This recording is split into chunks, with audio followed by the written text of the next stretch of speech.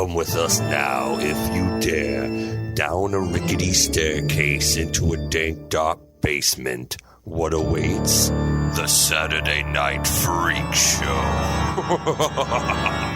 Hey, thanks for listening to the Saturday Night Freak Show podcast, the movie review and talk show podcast that comes out every Saturday. Can you believe it? Every Saturday. Every Saturday?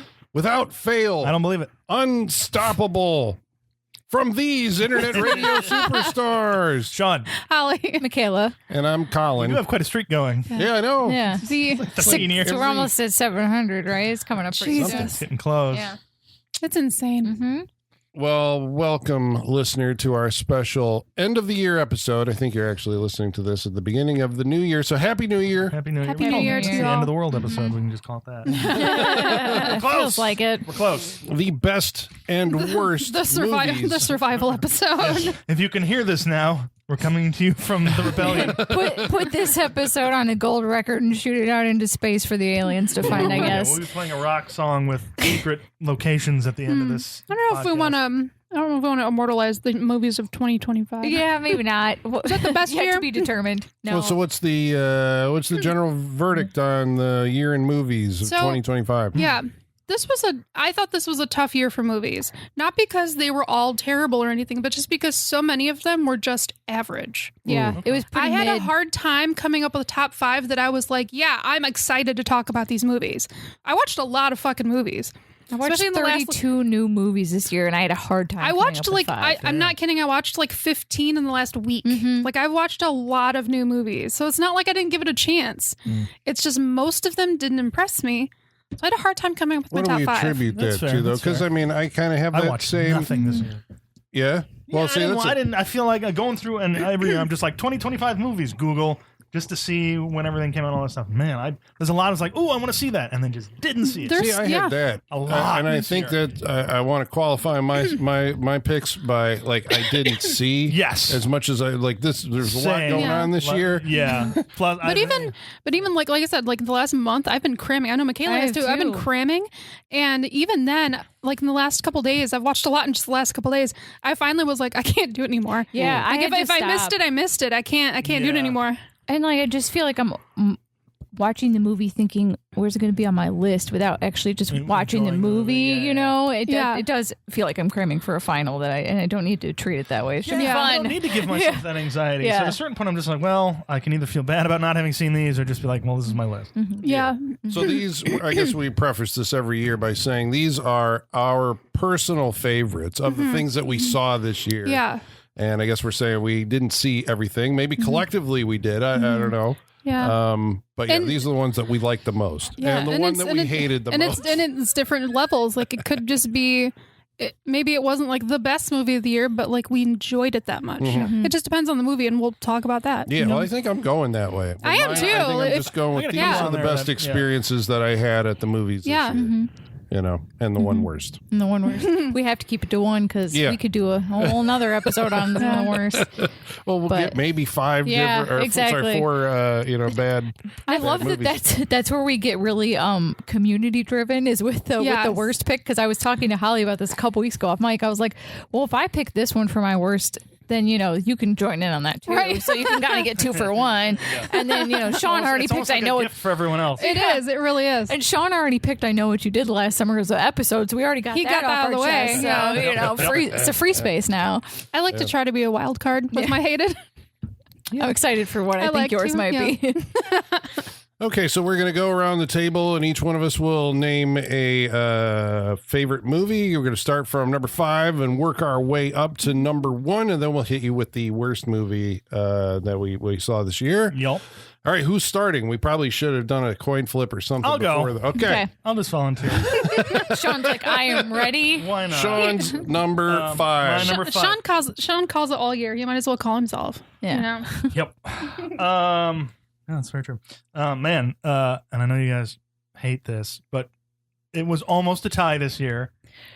I want to come up with a bingo chart for this episode and be like, Sean breaks the rules. It was Or almost a tie. But then I threw them both off the list. Okay. Because I did. Double elimination. It really was. So you're I both like got that you were teetering and you're like, no, fuck you both. You're like, both. I'm gonna cut this baby in half and Clean slate. Clean slate. And so we go with number 5, unknown number. Unknown number. Oh, Really? my Yes. God. I didn't even consider that a movie. I might have to rewrite my list now. See, now I Yes. thought about it, and then I went back to it because it doesn't show up on any list unless you look up Netflix documentaries from 2025. Yeah. And you almost forget about it. And I was Unknown just- number, the high school catfish. Yes. That was one movie. Yeah. Yeah. It wasn't a series. No. I kept thinking I watched it. It was one movie, right? I kept I'm not thinking- thinking of it wrong. well, now let's look it I'm up and like, find out. Either way, yeah. I'm putting the series on there. Yeah. Because right, it was just one long thing. I think right? so. I watched it, but I think so. But the way Netflix works and everything, you wouldn't Right. know if it just went along to the next. I don't know, now- So yeah, I'm not familiar with it. What Okay, is it? so let's find. Because now I'm picturing the mom like a hovering on her face as they cut to black for the next episode. Yeah. No, it is an Is hour it? and it's not a 90-minute documentary, which guys, that's how documentaries used to be. They didn't used to be 6, 7, 8 episodes. We need to go back to this one. Right. Sometimes it can be covered in one episode. Like I appreciate that sometimes a docu-series is good. Yeah. It doesn't always have to be one though. Right. Yeah. So unknown number, the high school catfish. Good choice. Well, I didn't thank even think yeah, of you that. blew my mind with that choice, not gonna lie. Yeah. Because nothing, I don't think this year like made me feel so many emotions within Yeah. an hour and a half, like Yeah. on extreme levels. And what are we doing with spoilers? How do we feel about this? Well, No give us spoilers? the premise, Okay, the because premise- Colin doesn't even know what we're So talking it's a about. So, documentary. okay. All right. And the premise with a teen girl and her boyfriend face persistent harassment from an unknown caller. An unknown number keeps texting them harassing and horrific shit. Police investigating the months of torment discover a revelation that upends their initial assumptions and to me shocks their world. So, Colin, they show all the texts on screen that are sent to these two 14-year-olds. They're not Yes. even in high school when this starts. Just really sexually explicit, telling the girl to go kill herself, getting very specific about her appearance. Right. And sometimes 70, 80 texts a day. Then there'd be a little bit of Yeah. radio silence, and then it'd come back and go in from the time they woke up in the morning till all night long. It was Just the most literally like horrible someone's shit- full-time job. Yeah, Yeah. that you can say to a 14-year-old. Like Yeah. children. To any person, Yes. but to children. Yes. And it follows them through high school. Right. And so Over the a- whole thing Oh, so is this 2 takes years? place over. Oh, okay. Yeah. So Okay. yeah, and so the way the documentary is set up, we get the suspects, how they might be the person who's doing it, Like the And Mean so- Girls and yeah. Yes. whatnot. And so it yeah. does a very good job of presenting all of them, presenting the information of why they would do this, and then This is backing also off a of small town Michigan where they say there's like 700 people in the whole town or Yeah. something. So Yeah, I everyone remember. kind of knows each other. it. Yeah.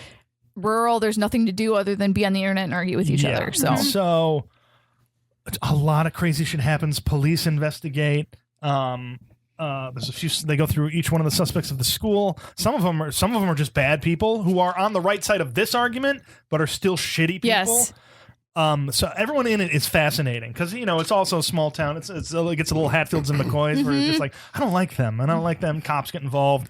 People lie, and then there's finally. And it's Michigan, but it feels like small southern town. yeah, it does. Like it really does. There's a really Small wholesome Southern principal that thinks he can be like true detective and solve this whole thing and tries really hard and actually does get some major breakthroughs. trying. But He's I trying. love how he it was refreshing to see a person in authority take a kid's situation seriously and say, I'm going to do Yes. everything I can to help you. Yes. And instead of just brushing it off and then being like, I well, did we like didn't think how it was he a big deal. fully admitted that he's gonna see if he can get some of his suck up kids to get He info had- for him. He said he had a team of snitches. He had a snitch squad.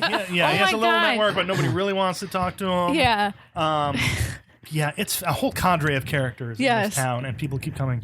And then there's a revelation of who it is. Yeah. Do you? And- No, No, I was like, I don't. Okay. I was like, I don't think we should. Yeah. No, because I want everyone Yeah. listening right now, go watch this. But it And Yes. blew our minds. So after this was over, I went and searched out multiple podcasts, because this just blew my mind. Because the reveal changes the context of everything. In a way Everything. that is just makes you sick to your stomach. Yeah. It's Yeah. just- It even makes me rethink the way the show is produced, yeah. and it made me mad at It's- Netflix.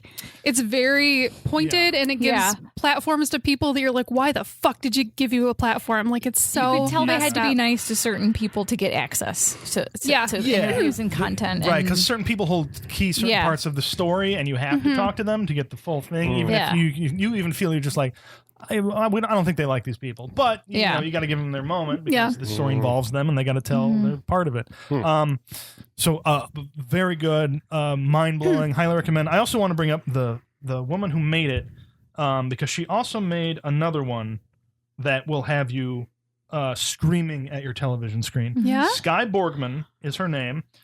She's an American film director and cinematographer. She also did the documentary Abducted in Plain Sight. Oh, That's really? such a good one. She did that. Yes. She did that one, Wow. which is another great That's documentary. a really We're just good like, one. What the fuck is going on? Yeah. No, that's a really So good one. Her and her producing partners and everyone, they have a good eye for the stories that will Yeah. just be like, she's, holy she's shit. good. Yeah. So she's good. Her latest documentary is fantastic. Watch her previous one as well. So you Yeah. get a 2 for recommendation out of this one. These are both Netflix. I believe the other one's Netflix too. Yes. Okay. Make a note and don't look up anything about Don't either look up one. anything Yeah. about Yeah. Okay. No. So unknown number, the high school catfish blew my mind. I was at Christmas. I was telling family members about this, and just like, no, don't look up anything about it, but go watch it. Yeah. Well, I am intrigued. Oh, so I watch it. suppose It's that great. has, There you go. And It's there's the nice thing about it happening in the digital age too is that they have like a paper trail for everything that happened, including body cam footage, which I found to be a fascinating element of storytelling. So Ooh. Oh yeah. man, only gonna Crazy. get more of that going forward. Yep. So there you go. That's my number 5. Holly. Oh, I didn't even think yeah, about that. I know. I was like, damn, I totally forgot that was this Yeah. year too. That was really entertaining. Yeah, see, right? Entertaining. Yeah, it was good. Speaking of entertaining, my number 5, I choose it because it was maybe the most entertaining movie this year. Just in every aspect. It was funny. It was so many things. My number 5 is Novocaine. Okay. Oh, the Jack It's a Quaid? good The one. Jack Quaid Quaid, movie. Yeah. I loved that movie. I watched it right when it came out. And I didn't really expect anything from it. A lot of people compare it to Deadpool, which I can see why. Is it from the people who made a Deadpool? Maybe or- the director. It's remember? no, it's Dan Burke who did Villains and Significant Other. Yeah. So Oh, Freak right. Show All Star. Yeah, Dan Burke. which I Yes. love both of those movies. We're gonna have to bring villains eventually. To Villains the is Freak so Show. good. Yeah. yeah, that's what Steven. Bill Skarsgård. Bill Skarsgård. Oh, Yeah. Bill Skarsgård. Yeah. Oh, Remember the Significant girl? Other was the- Mike Monroe? Monroe. we, Yeah. yeah, we did that one. We Yeah. watched Yeah. Yeah. Yep. Yeah. You need to watch Villains. It's really good. Okay. Yeah. So yeah, it's Dan Burke, great director. Novocaine it's so much fun. Jack Quaid is a character that can't feel pain.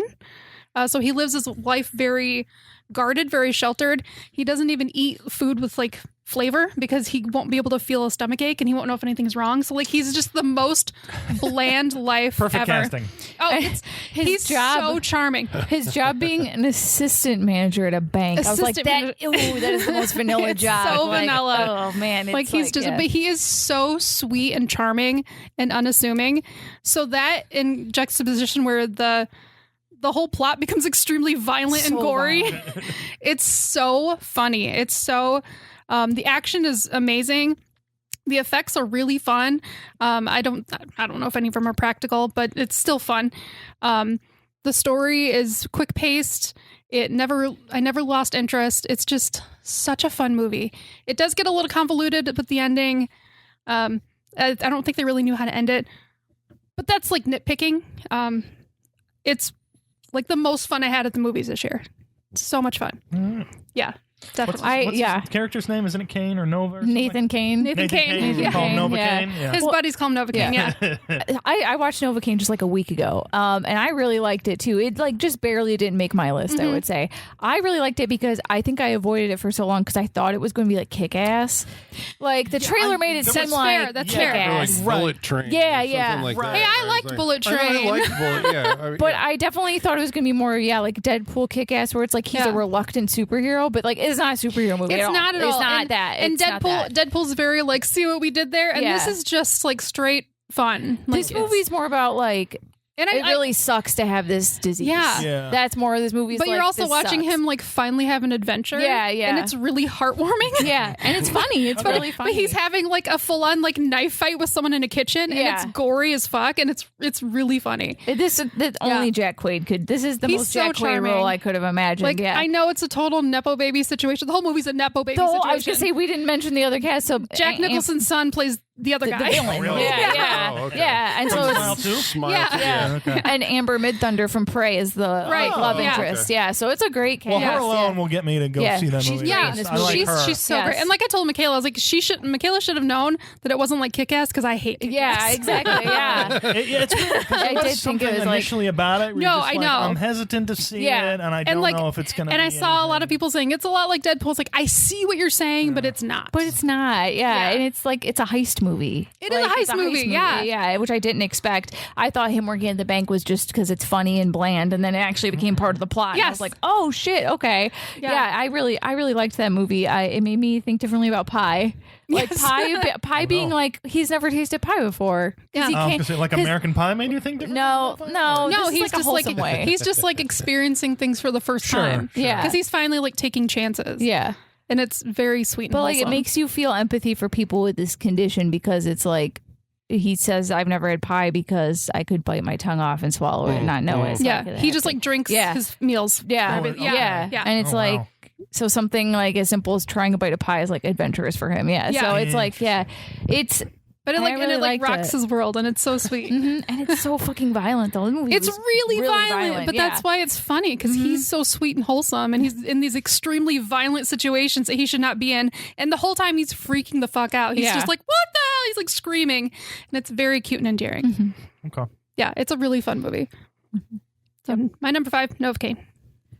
All right. My number 5 comes as a surprise even to myself. It is Silent Night, Deadly Night from 2025.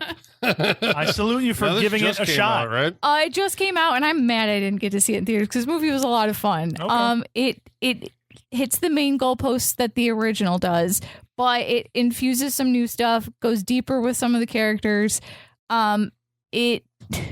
It's really campy and weird, and there's supernatural elements, Oh. but it's playing it straight and it's shot like a Hallmark movie. So it's not like winking at the camera. It's just like it really does feel like an 80s movie just made in 2025. It feels like a movie we would watch on the Freak Show, and that's next Christmas we might be watching the 2025 Silent Night, Deadly Night. Starring Rowan Campbell, which I have a hard time judging him because I hate Halloween Ends so much, but I don't think it's his fault. And he was decent in The Monkey, the little bit he had in that. Right. I like that he's sticking with horror movies, but it does seem like a very obvious casting choice to cast him as Billy. Yeah. But it adds some stuff and some new quirks, and it's just some really weird stuff, like in keeping with the weirdness of the franchise. I mean, there's how Sure. many There's four movies? of them. Four Five- before yeah. this, right? 5 of them. 5, I think. The There's 5? Toymaker's the last one. There's 5 of them. If you want, you can buy the last 3 on Vestron Blu-ray. Or really cheap right now. So, but yeah, there's 5. Okay. The Toymaker that you're saying. Yeah. The What's- I Mickey think Rooney it's- one, yeah, right? yeah. Was Rooney's the- in that one. Yeah. What's his name shows up in the third one with the dome? The Dome, yeah. Bill Moseley Yeah, was Bill in there. Moseley, yeah. Yeah. Yeah, so that man, maybe I should start make my way through those. I gotta pull up the popcorn tin for it at the movie. No, did the they movie do theater. one? It's amazing. You gotta see it. I almost bought it. I really thought about buying it, and I was like, wow, I've really been Silent Night, Deadly Night pilled. But look, the tin, it looks like the Danish it does. the Danish butter Oh, cookie that's tin. really great. But on the inside, it supplies says inside? punish. Punish. So, like, how? I mean, is it how does it stick to the plot of the '84 original? I would say the whole like setup, the inciting incident as we would call it, is the same. It's just what Billy does after that Right, that is okay. Bonnie and different. Claus at some point? Did they go? Or not so much? That's what I got out of I it. would say that maybe there's a setup for a sequel at the end of this movie that I really hope they make. Ruby Modine from Happy Death Day, the roommate in Happy Death Day, okay. she's like the girl. in Is this that who one. that is? Yes. Oh, Yeah. And it looks like it was made really low budget, but they got everything out of it they could. And I'm sad that it like came and went with no fanfare and nobody even seemed to notice it. I hope it made money because it took some swings that I really appreciated. I really liked it. I think it may have, because I think it was directed by the same guy who did the Angry Orchard Friday the 13th It is. Yeah. Mike P. Nelson And did that it. might have turned some people off and to go to see it because I don't think a lot of people liked that. He also did the Wrong Turn remake, which a lot of people did not like. Okay. Yeah. So I don't think his track record, I mean, he's making movies, so God bless him, but Yeah. I don't think his track record's great. It depends how I feel Well, about it. and our horror fans just. Do we already have like our opinions about Silent Night, Deadly Night? So we're just like, There's So no we're just reason like, for this movie to Yeah. exist. Yeah. Especially for how I many think that times was a they've lot of tried it, to do yeah. it as well. Like another Yeah. remake is just like, okay. We're just like, Yeah, 'cause I don't need Malcolm to. McDowell and like a Silent Silent Night. Like, Night, that was, yeah. There was Yeah, where like, there was I the guy heard in that the was clown yeah. in Yeah. the Santa Santa mask costume, and yeah. everything. Yeah. We're all just Yeah. kind of exhausted by Well, it. that's what Yeah. And I think, maybe that's why I enjoyed it so much is because I went into it being like, this might, like, I was thinking, I was worried it was going to be like the Black Christmas remakes, either one. Yeah. Like, pick one. Like, I was worried more it would be like the sorority one or whatever. Yeah. But no, and they name check, like, they garbage day it. They, Yeah. there's a part where he's like Christmas shopping, and he picks up like a crystal unicorn head just like in Black Christmas and says something about like, oh, Agnes, it's me or whatever, and puts it down. Yeah, so like the guy making it knows his stuff, and I appreciated that stuff. I was Leo pointing every time he did something like that. So I enjoyed it, but also expectations, I was like, this is probably gonna be not bad, so that that helps. And honestly, we should have low expectations because I don't know if you've gone back and watched the original Silent Night Deadly Night. Yeah. Since we watch it It's here. cheap as cheap. shit. It's not. Yeah, that's right. Yeah. It's not great. Yeah. No, but it was the furor around it. It was Yeah, the movie yeah. with a That's- killer Santa that's Claus, always I fun. guess, and so that makes it a classic. That's more interesting. This You one, could I'm sure, is like technically better in every every probably, way. and It's dare just- I say, you could watch part 2 and just get your fill of part 1. Yeah. Oh yeah. Last Christmas, I made my husband watch the first one and then immediately made him watch the second one back to back. And he was like, "Wait, didn't we just watch this?" And I was like, "Yes, but also no." That's what Yes, happened but down also here.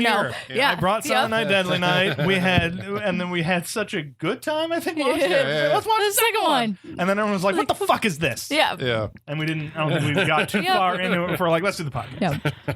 Yeah. So my number 5, Silent Night, Deadly Night, starring go. Rowan Campbell. All right, wasn't expecting that. Okay. Colin. Now I'm wondering if another think we're remake is going to unexpected show all up on your list at some point. All right, number 5. All right, so it's not a movie that I would say I had the best time at the movies, but looking back, I'm like, what movies had like an impact? And this one in horror, I was like disturbed, freaked out, and grossed out by it. It was called Bring Her Back. Did you This yes. is controversial. Did you watch it? I Is this did. gonna Oh, be you on did a- watch Did you it. finish it? I did finish it. Oh, I didn't watch it. Almost made it to my hated. Almost. Yeah. I hated it so much. I'm assuming that's because of its like tone. It's just nihilistic and bleak. Well, Not okay, so happy. it's from is it the Filippo brothers? Yeah, something like that. Yeah. And I guess they were like Australian YouTubers that did crazy stunts and all that, and then became filmmakers. It was like Raka Raka. Anybody know Raka Raka? Okay, this is not popular here, or you don't. Kinda. Yeah, it's those guys. I Yeah. guess like they did crazy stunts or something when they were growing up and had a YouTube channel, became successful, and then did that movie Talk to Me, which I want to say like all of us. I liked was on Talk my to Me. list. I Yeah. really when like it came Talk to out, Me. yeah. Yeah. Yeah, I liked it. Might have said I can't remember, Which is why I gave that one a chance.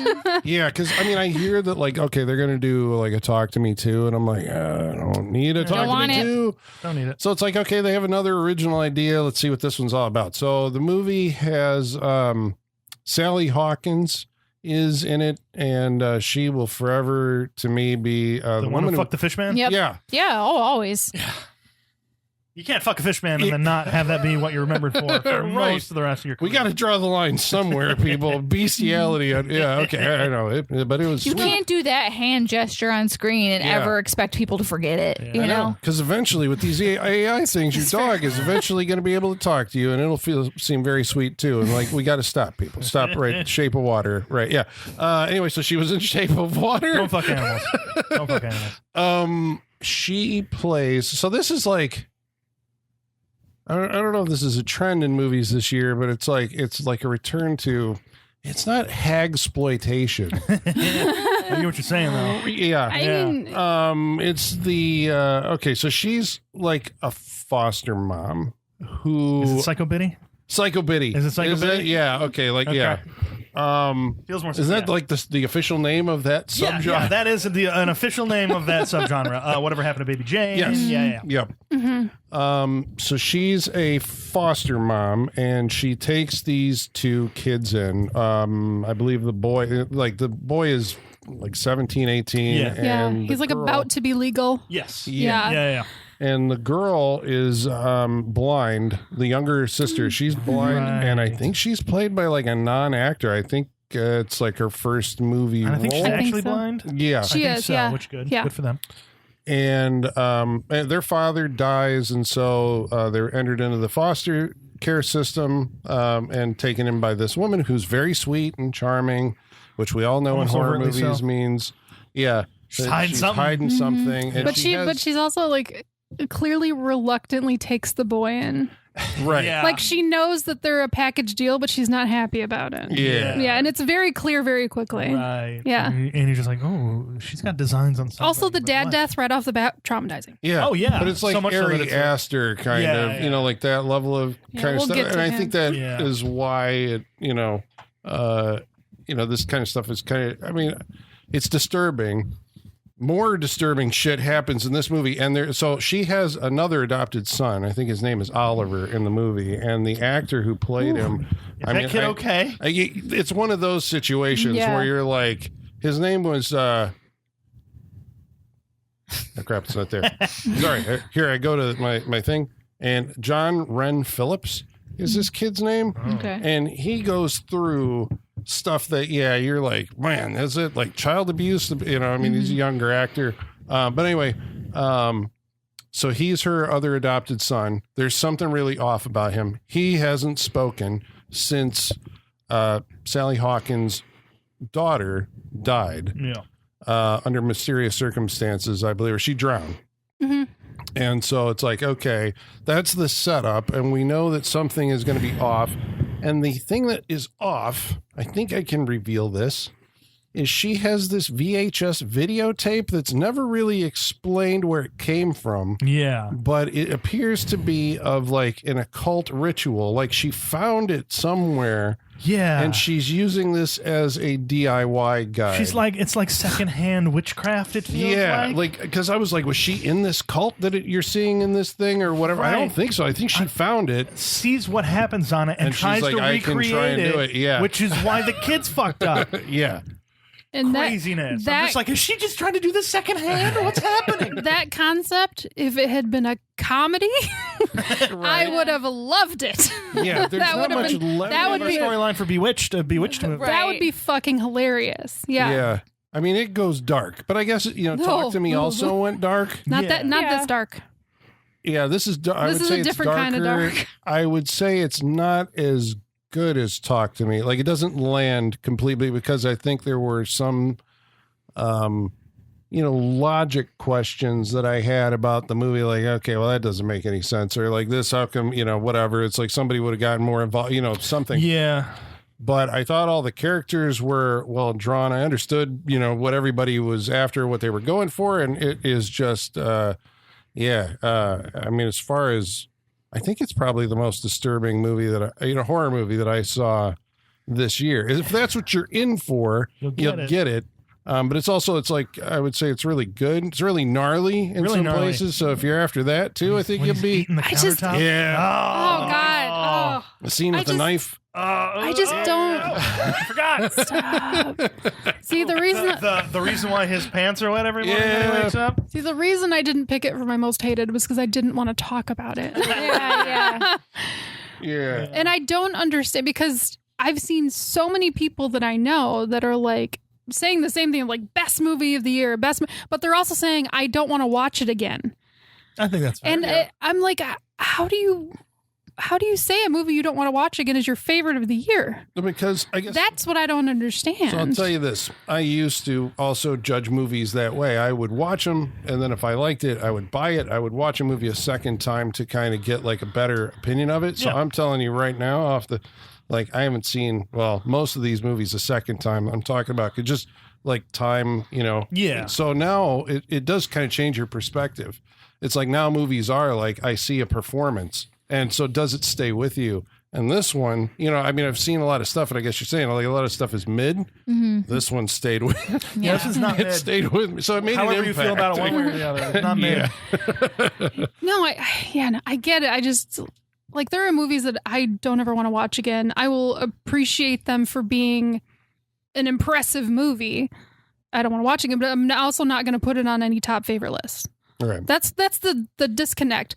Like I think Requiem for a Dream's a great movie. I never want to see that again. Right. It's Yeah. horrific, right? But that would make lists. But it's never going to be on a list for me, right. you know? But- That's where the disconnect is. I'm like, why is it on a list? Because of the way it That's- made the person Yeah, it just viewing isn't it like feel. an impactful of movies. Most of them, it just seems like you just go see it, then you flush them out of your brain. Yeah. You're like, okay, I saw it, I did But it. I guess I do understand from another side, like some of the movies on my list are because I was like heartbroken by it.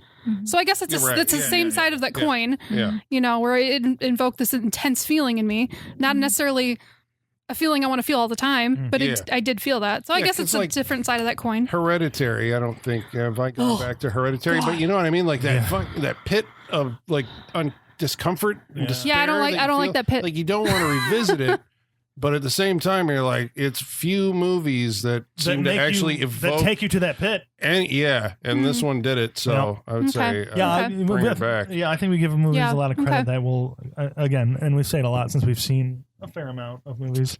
Something that'll make us feel like that. You're just like, that seems like it deserves attention somehow. Respect. I get it. I get All it. the next ones are I get it. good times at the movies. Good times. Yeah, I think that Let the good times roll. mine are not. I don't think. Oh. Mine are all despair. No, just kidding. Just kidding. Just kidding. All right, Sean, what is What's your number four? Number 4. Wait, let me pull up the information. Right. Number 4, Roofman. Oh, really? Yeah. See it. Good Yeah. movie.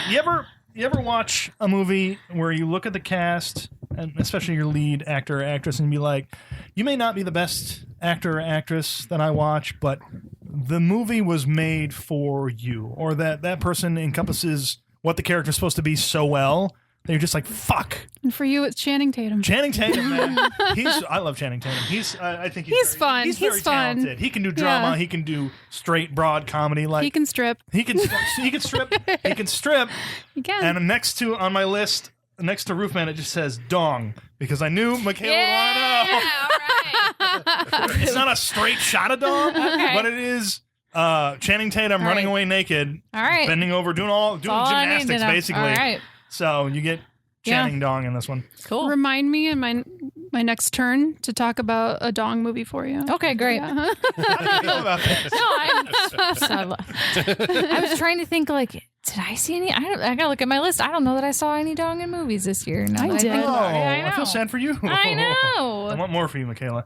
Yeah. Based on a true story, which was the other thing I love Yeah. about this and everything. It was what's his name? He plays the real character Jeffrey Manchester, who a criminal broke into more than 40 McDonald's through the roof and stole money from their safes and all that stuff. Just made off with it. A crime spree over a few years. Was caught, sentenced to jail. Because and he then- did it like at gunpoint. He did like but a robbery. He did. He broke in. He usually surprised the morning crew. Yeah, But he was known for being very nice about it. So he's very polite. Like I'm not here to hurt you. Right, I don't want to hurt you Yeah. and all this thing. If he put them in their freezers and he made sure they all had their jackets and everything, Aw. so they wouldn't get too cold. Respect. And all that. Yeah. So a very nice criminal. He's robbing a major corporation. Yeah. I'm not seeing a Right, problem which is here. like, So you're here yeah. for the corporate money. Yeah. Rob McDonald's. Go ahead. Did get caught at his daughter's birthday party. Was sentenced to jail. Escaped, and when he escaped, he went and within. Oh, fuck! I forgot what this was. He ends up hiding out in a Toys R Us for. It starts off for like a month because he's trying to get in a contact with a friend of his what a to dream. get out of the country, right? And so it's about, and he ends up there for much longer. That's like almost a year or something like that. What? He's in there for a while. Did they rebuild like a whole '90s Toys R Us for this scene? Like, Oh, the nostalgia was off the charts. yeah, because for this takes this. place in the '90s, right? In 1998 is when this Gotcha. happened. Oh, Okay, I gotta watch it for that alone. Yeah. love it. And so it's about him hiding out there. Ooh, did the waiting- McDonald's look amazing too? They didn't show much of the McDonald's. It's all exteriors mostly. I want to see some 90s McDonald's. At the end of it, they show all the documentary version, all the Okay, news stuff yeah. from what actually happened. Okay. They talk to the people who were actually part of it and everything. They do my favorite thing in True Stories, where they show the fake thing during the credits, and then the real people. Oh, on the yeah. other side. Yes. Stuff created. Yeah. I love it. I love when they do that. A lot of the people from the real story have cameos within the movie, which I is love also fun. that, The yeah. cops and the truck driver who Channing Tatum escapes underneath a truck and gets driven out of the prison. The actual truck driver who drove him out plays the truck driver who drives him out in the movie, which is pretty fun. Nice. But it's a crime movie. It's a drama. There's a little romance in there. Kirsten Dunst is the other one in this, and I love Kirsten I Dunst. love her. She's I great. love her. She's great in whatever she does. Love Kirsten Dunst. Yeah. She plays she plays very real people, which is very nice. Yeah. Everyone comes off very real in this movie, which is very good. It helps. Peter Dinklage is the boss. Peter right? Dinklage is the boss. Oh, It's fantastic. also extremely funny. Yeah. It's extremely funny because there's little asides where, Peter Dinklage is the boss and he makes fun of one of his employees all the time. And he's just a dick. And so much is said in the movie, but it's just very fun. And so he ends up living in the Toys R Us, spying on the employees, sneaking out at night. He figures out ways to come and go. He wants to reconnect with his family, but then they shut that off. And then he finds Kirsten Dunst, who works at the store. He ends up, in her life while also trying to carry on a relationship with a woman and her 2 kids while he's also living in the middle of a display in Toys R Us. I wonder if they based. You remember King of the Hill had Chuck Mangione? Yeah, living in the Megalomart. Yes, yes. Could be. Then maybe that is what that's based on. Could be. But it's a very sweet movie. It's a very funny movie. All the actors are doing very well. I cried at the end. I cried a couple times in it. It's about him. It's also about, he knows he's a fuck up. He knows he's ruined relationships with his children and how he's trying to mend those relationships, but with the other family, So there's a whole lot of that going on there. Just a really, I love that it's true. It's a really fun story to tell. It gets the emotions going. Good drama. Casting is great because a bunch of people. Tony Revolori shows up. There's a few more actors in this. Ben Mendelsohn just shows up as like a guy who at the church that Kirsten Dunst goes to. Uzo Aduba, she's in it too. Again, part of the church. Yeah. People just show up randomly. It's just a real fun movie. Like I recommend it to everybody. It's fun. It's a good time. Who was the director on that? Did you say? Oh, that's the other thing I was going to say. The director was, and I always forget his name, Derek Cianfrance. Oh yeah, is he the Place Beyond the Pines guy? Yes, Oh. And Blue Valentine. Yep. Oh, Yep. great. I like him as a director. He's great. He did good in this too. So yeah, if you like those movies, This sounds a little more lighthearted than what he usually does, though. Yeah, seriously. Blue Valentine is one of those one and done movies for me. I'll never watch I that learned a shit lot more again. about Blue Valentine researching this movie and all that stuff. Oh, that's an intense movie. Yeah. Yeah. But Roofman, it was a good movie. I liked it. That's my Nice. number 4. Holly, what's your number 4? My number 4. Well, first, it was a runner-up. It didn't make my list, but it was close. A comedy called Splitsville, starring Dakota Johnson. Okay. Really funny, and there is quite a bit of dong in it. Nice. This Okay, is the dog cool. movie. Gotcha. There's one guy that does a lot of full frontal, but it's for comedic purposes. It's really funny, but I thought you'd appreciate that. But Splitsville is really funny. That was a runner-up. But my Colin, number get your dong recommendation. I did see Dong, and the only Dong I saw in theaters this year was 28 Years Later. Oh, okay. God. Not pleasant Dong. I did see that There is a Isn't lot. that though. zombie Dong? A lot. Yeah. Yeah, because all the zombies are naked. So Yeah. yeah, Oh yeah, no, that Yeah. doesn't count. yeah, I know. Sounds like King dong. Yeah, this does not have zombie dong. My number 4 is the Ballad of Wallace Island. Oh. nice. Ballad of Wallace Island. The Ballad of Wallace Island. It's Okay. directed by James Griffiths, who I don't really know anything else this director's done. Some British stuff, British director. It was produced. I noticed it because it was produced by Carey Mulligan, and I love Carey Mulligan. She also co-stars in it. It's the sweetest, just heartwarming movie. So basically, Tom Basden plays like a washed-up folk singer. He was like famous in the 90s for a little bit, and now he's just like trying to get by as like a has-been. and he gets hired to do a private show on this remote British island called Wallis Island. And he gets there and realizes that it's a show for one man. This one guy is his biggest fan and hired him to do a private show for him. No one else, just him. But he has to like stay at his house because it's a very remote island. There's nothing else there but like a general store. So he's alone with his number one fan. And this guy, it's Tim Key, who he's a British actor. I don't know if you know him. He's hilarious in this role. He's just so quirky and so matter of fact. So he hires him to do the show, and then he finds out that he also hired his old like song partner, who was his ex-girlfriend, to come to the island as well. Oh crap! I saw a trailer for this. Yes, Carey Mulligan plays Okay. the other half of this like folk duet duo, and she shows up to play the concert, and he didn't know she was coming. But she's like the one that got away. So he spent his whole life like trying to get back to that happy time in his life. And now he's like, this is my second chance, you know. Shenanigans ensue, and it's just the sweetest movie. Like, it's all about recognizing like good in each other. And, you know, this guy he's down on his luck. He's down on himself, and he's seeing himself through his number one fan's eyes. And he's starting to like get his confidence back.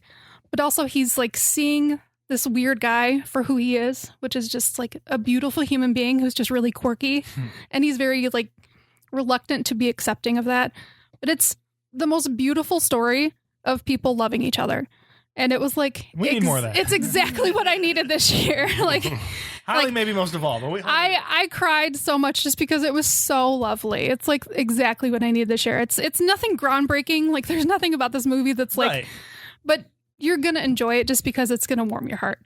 So that's why it's on my list, because it gave me nothing but good feels. And I loved every second of it. So yeah, The Ballad of Wallis Island. It's my number 4. Are you going to see what's the Neil Diamond With Hugh Jackman and Songs Sung Blue? Songs on Blue and Kate Hudson. Kate Hudson, yeah.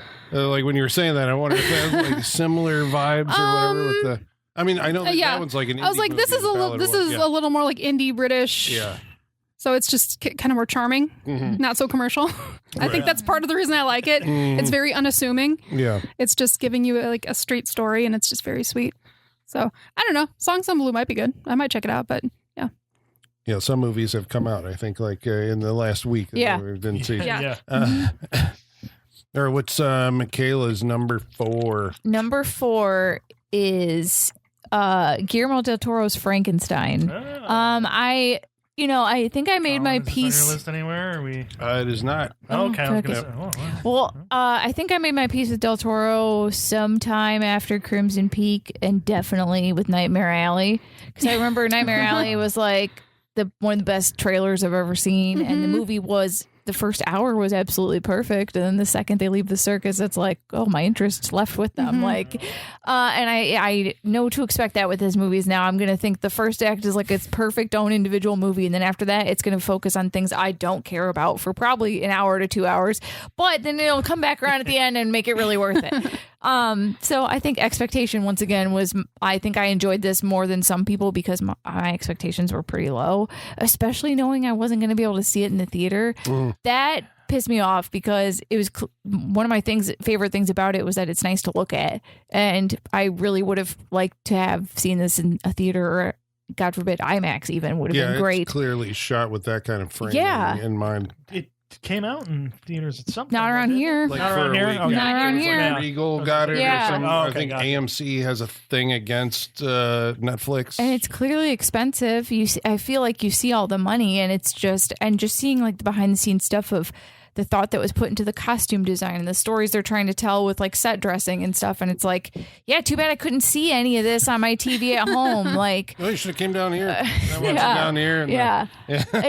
And I really enjoyed it, especially the first act, but I do feel like the book's not that long, man. The book's like 110 pages or something. It's really short. But he really stretches stuff as far as he can possibly take it time wise. Did not need to be a 2.5 hour long movie, I felt. cut the whole brother stuff. Don't need any of that. Well, there's but changes. He makes significant changes, I think, to the book narrative. Too. but not changes that like make the story denser and necessitate a longer runtime. You know what I'm saying? Like Right. he's not adding so much that he needs the full 2.5 hours. He's just really dwelling on things. And he's changing the focus, isn't he? Like he's making it like more. It is like, I mean, has Frankenstein always been a story of like fathers and sons? Well, that's what I was going to say. I think my biggest issue with it is that it has no subtlety whatsoever. Victor is a raging asshole from moment one, and it's like I feel like Oscar Isaac is almost. It sounds like I really hate this movie now the way I'm talking about, but the way Oscar Isaac is at like an 11 the whole movie, and no one else ever kind of really matches that with him, and I think that was intentional, but it's just like I didn't leave any room for like any sort of empathy or sympathy for Victor at all. You're just like, wow, this guy's such a fucking asshole. He's being so mean to this thing he gave birth to. And there was like a point in the movie where I was like, God, could he stop for like 2 seconds? Like, just can we have one scene where you're not like openly abusing this thing you created? Because it's just not subtle at all. But it is stunning to look at. The action set pieces are so good. Anytime they cut back to the ship, I was actually really interested in all the ship stuff. And I was like, the fact that they had this random sea captain dragged into their father-son drama, I was like, wow, that sucks. That guy's just, his ship is frozen in the ice. He's just trying to get him and his boys home. And these strangers come up and they're bringing you in their family drama. And my husband goes, don't lie. You would want to know every bit of drama between the two of them if that was you. I was going to say, I took it the opposite. He was probably like, finally, give me some entertainment. Yeah. We're stuck in the ice. Let's do this. Yeah. Jacob Elordi is fantastic. And like, I do think, unfortunately, sometimes the design of Frankenstein early on in the movie looked a little bit too much like the creators from Prometheus. That's what I keep saying. Yeah. For some reason. It gets better. Okay. Like it, but there was a couple shots where I was like, Once oh, he gets that's a little really hair. distracting. Yeah. Or even just don't make the skin so blue, maybe, you know? Yeah. It's really But- funny because, like, I mean, Del Toro's been like, this is a dream project, Right. Like, he's wanted to make that movie like as long as I can remember him talking. And I remember him, this is maybe 10 years ago, somebody got the tour of his Bleak House studios, Yeah. and he had people working on the sculpts. And at that point, they said that it looked a lot like his inspiration was the Bernie Wrightston Frankenstein. You ever seen? Are those ones you showed us, all the like the ink, the really detailed ink Yeah. drawings where like doesn't Yeah. have a nose? Yeah. Yeah, we've seen so those. They were saying like that was the primary inspiration. And then when Yeah. I saw the movie, I was like, I didn't go that way No. ultimately. Well, this movie like is also like went through many casting changes and stuff too. Andrew Garfield was supposed to be the monster up until rather recently. Yeah, that was like a last minute. Yeah. Yeah. Which he's great, but I don't see him. I'm glad nailing I'm glad this. they Yeah. changed it. Yeah. Yeah. Also, I think you just really want someone tall and imposing to be Yeah, Frankenstein, and Jacob Elordi's like 6'6" or something. I like know, that. he was so big. Yeah. He's I'm yeah. like, yeah. well, yeah, that's a better fit than what Andrew Garfield is. Yeah, he's like what, like 5'10", maybe? Yeah, you think? no. Yeah. As sexy as that man is. Yes. Maybe just go with the big, tall, gangly guy. Yeah, he looks too normal. Yeah, exactly. He doesn't have weird proportions or anything. Yeah. Surprised he didn't use Doug Jones, right? I know, I'm that's kinda what's surprised weird too. about the- Yeah. like the Well, because Doug Jones doesn't have star power. Yeah. That's he true, needed the yeah. star power. Yeah.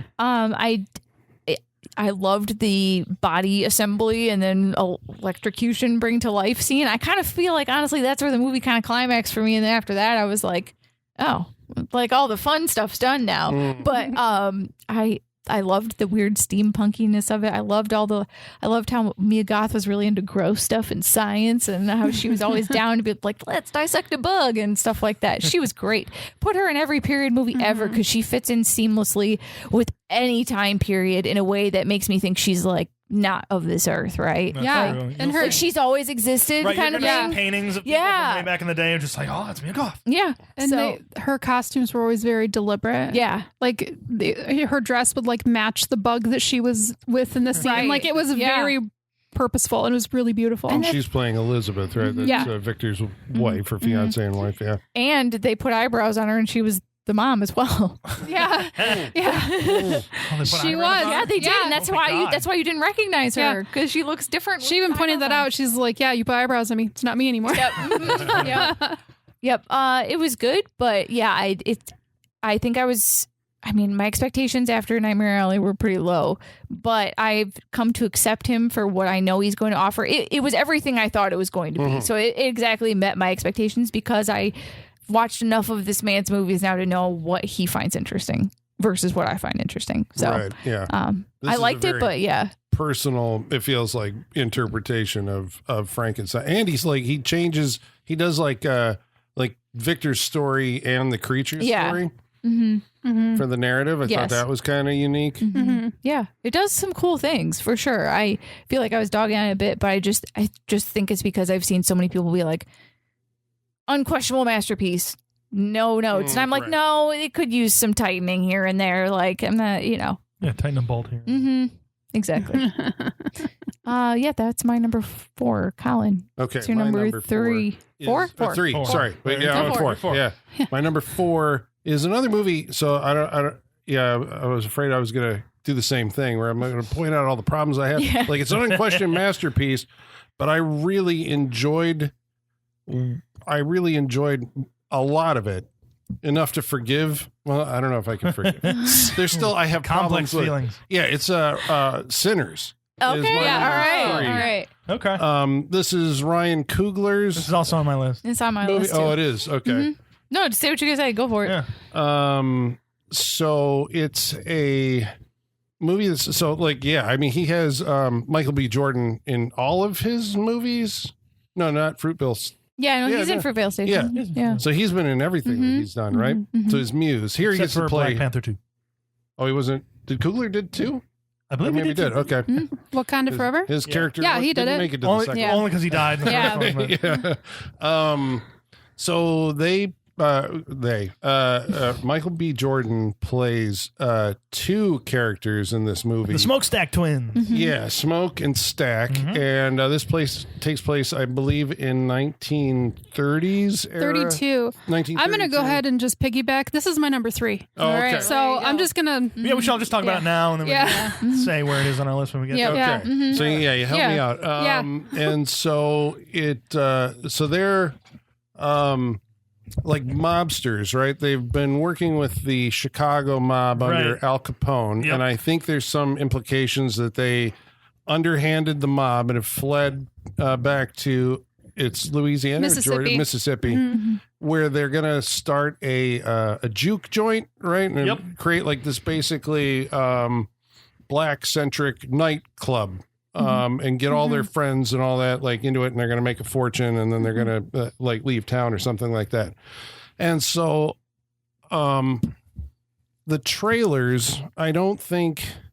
This was on my State of the Union address that I ditched. Trailers that reveal crucial and not even all information, but crucial information. 2 information. trailers did that to me I this skipped every year. Sinners trailer. I did too. Nothing was spoiled. Yep, I skipped Oh, it too. see, Okay. Colin and I God. both saw it many times. Okay. I think Colin and I saw it Okay, several so times. we all have seen this. What Well, got we can't. I can't. Well, I guess it's in the trailer. It's in the Yeah, trailer. it's in the trailer. So just say Everything what with the part Haley is in the trailer. Steinfeld. Okay, so- and anything that it connects to. So that. I guess to tell the folks who haven't seen it, it is, I guess, a surprise in the movie that, like From Dusk Till Dawn, halfway through the movie, there is an abrupt shift from this kind of gangster drama, Southern Gothic kind of thing, to all of a sudden it becomes a vampire movie. There's vampires show up, and they, survivors have to lock themselves in the joint as the vampires try to get in. And who's the guy who leads the vampire? Jack. the lead singer. Yeah, because it's Yeah. like these Irish vampires. Like Loved it. I River loved dance it so much. vampires. Colin, weren't you proud of the representation? I was. I'm not even as Irish as you. I was I like, mean- yes, finally, Irish are looking cool in a movie. Do I want to loved it. claim the river dance? I mean, Dude, that Irish scene, vampires. We got that Irish fucking scene vampires on in the movie. field, it was Yeah. so rad. Yeah. Is it Jack O'Connell? Jack O'Connell. as Remick. Yeah, shows up, and then that threatens their thing. So, Love it. And It then they be- want to steal the music from the black people Yeah. and use it. Oh, so I was like, just and everything that was, that's simmering underneath. I was love it. trying to brain work it after the fact. I'm like, because it's a sprawling movie. what it feels like to me, and I think this has kind of maybe been backed up by some of the interviews that I've read. It's like, okay, Ryan Coogler has had this phenomenal success, with like the Creed series and the Marvel movies. And so it does kind of feel like he is at a professional point where, once you're outside of those big things, it's like, you made these big movies. What would you like to do next? And so he was like, I am going to throw it all at the wall. This is the big swing. I was movie. like, he took some swings with this movie. Yeah, he did. Yeah. There's a musical number in the middle of this movie. So because cool. I think that's the movie is primarily, it felt to me like a celebration of the blues, Yes. in a way that it's trying to say, that like a culture's identity is kind of like formed, and like there's shared experiences in like this music. And if you do, I mean, I guess this applies to all cultures, but they're specifically talking about the blues. If you give it up to, the masses, The white man.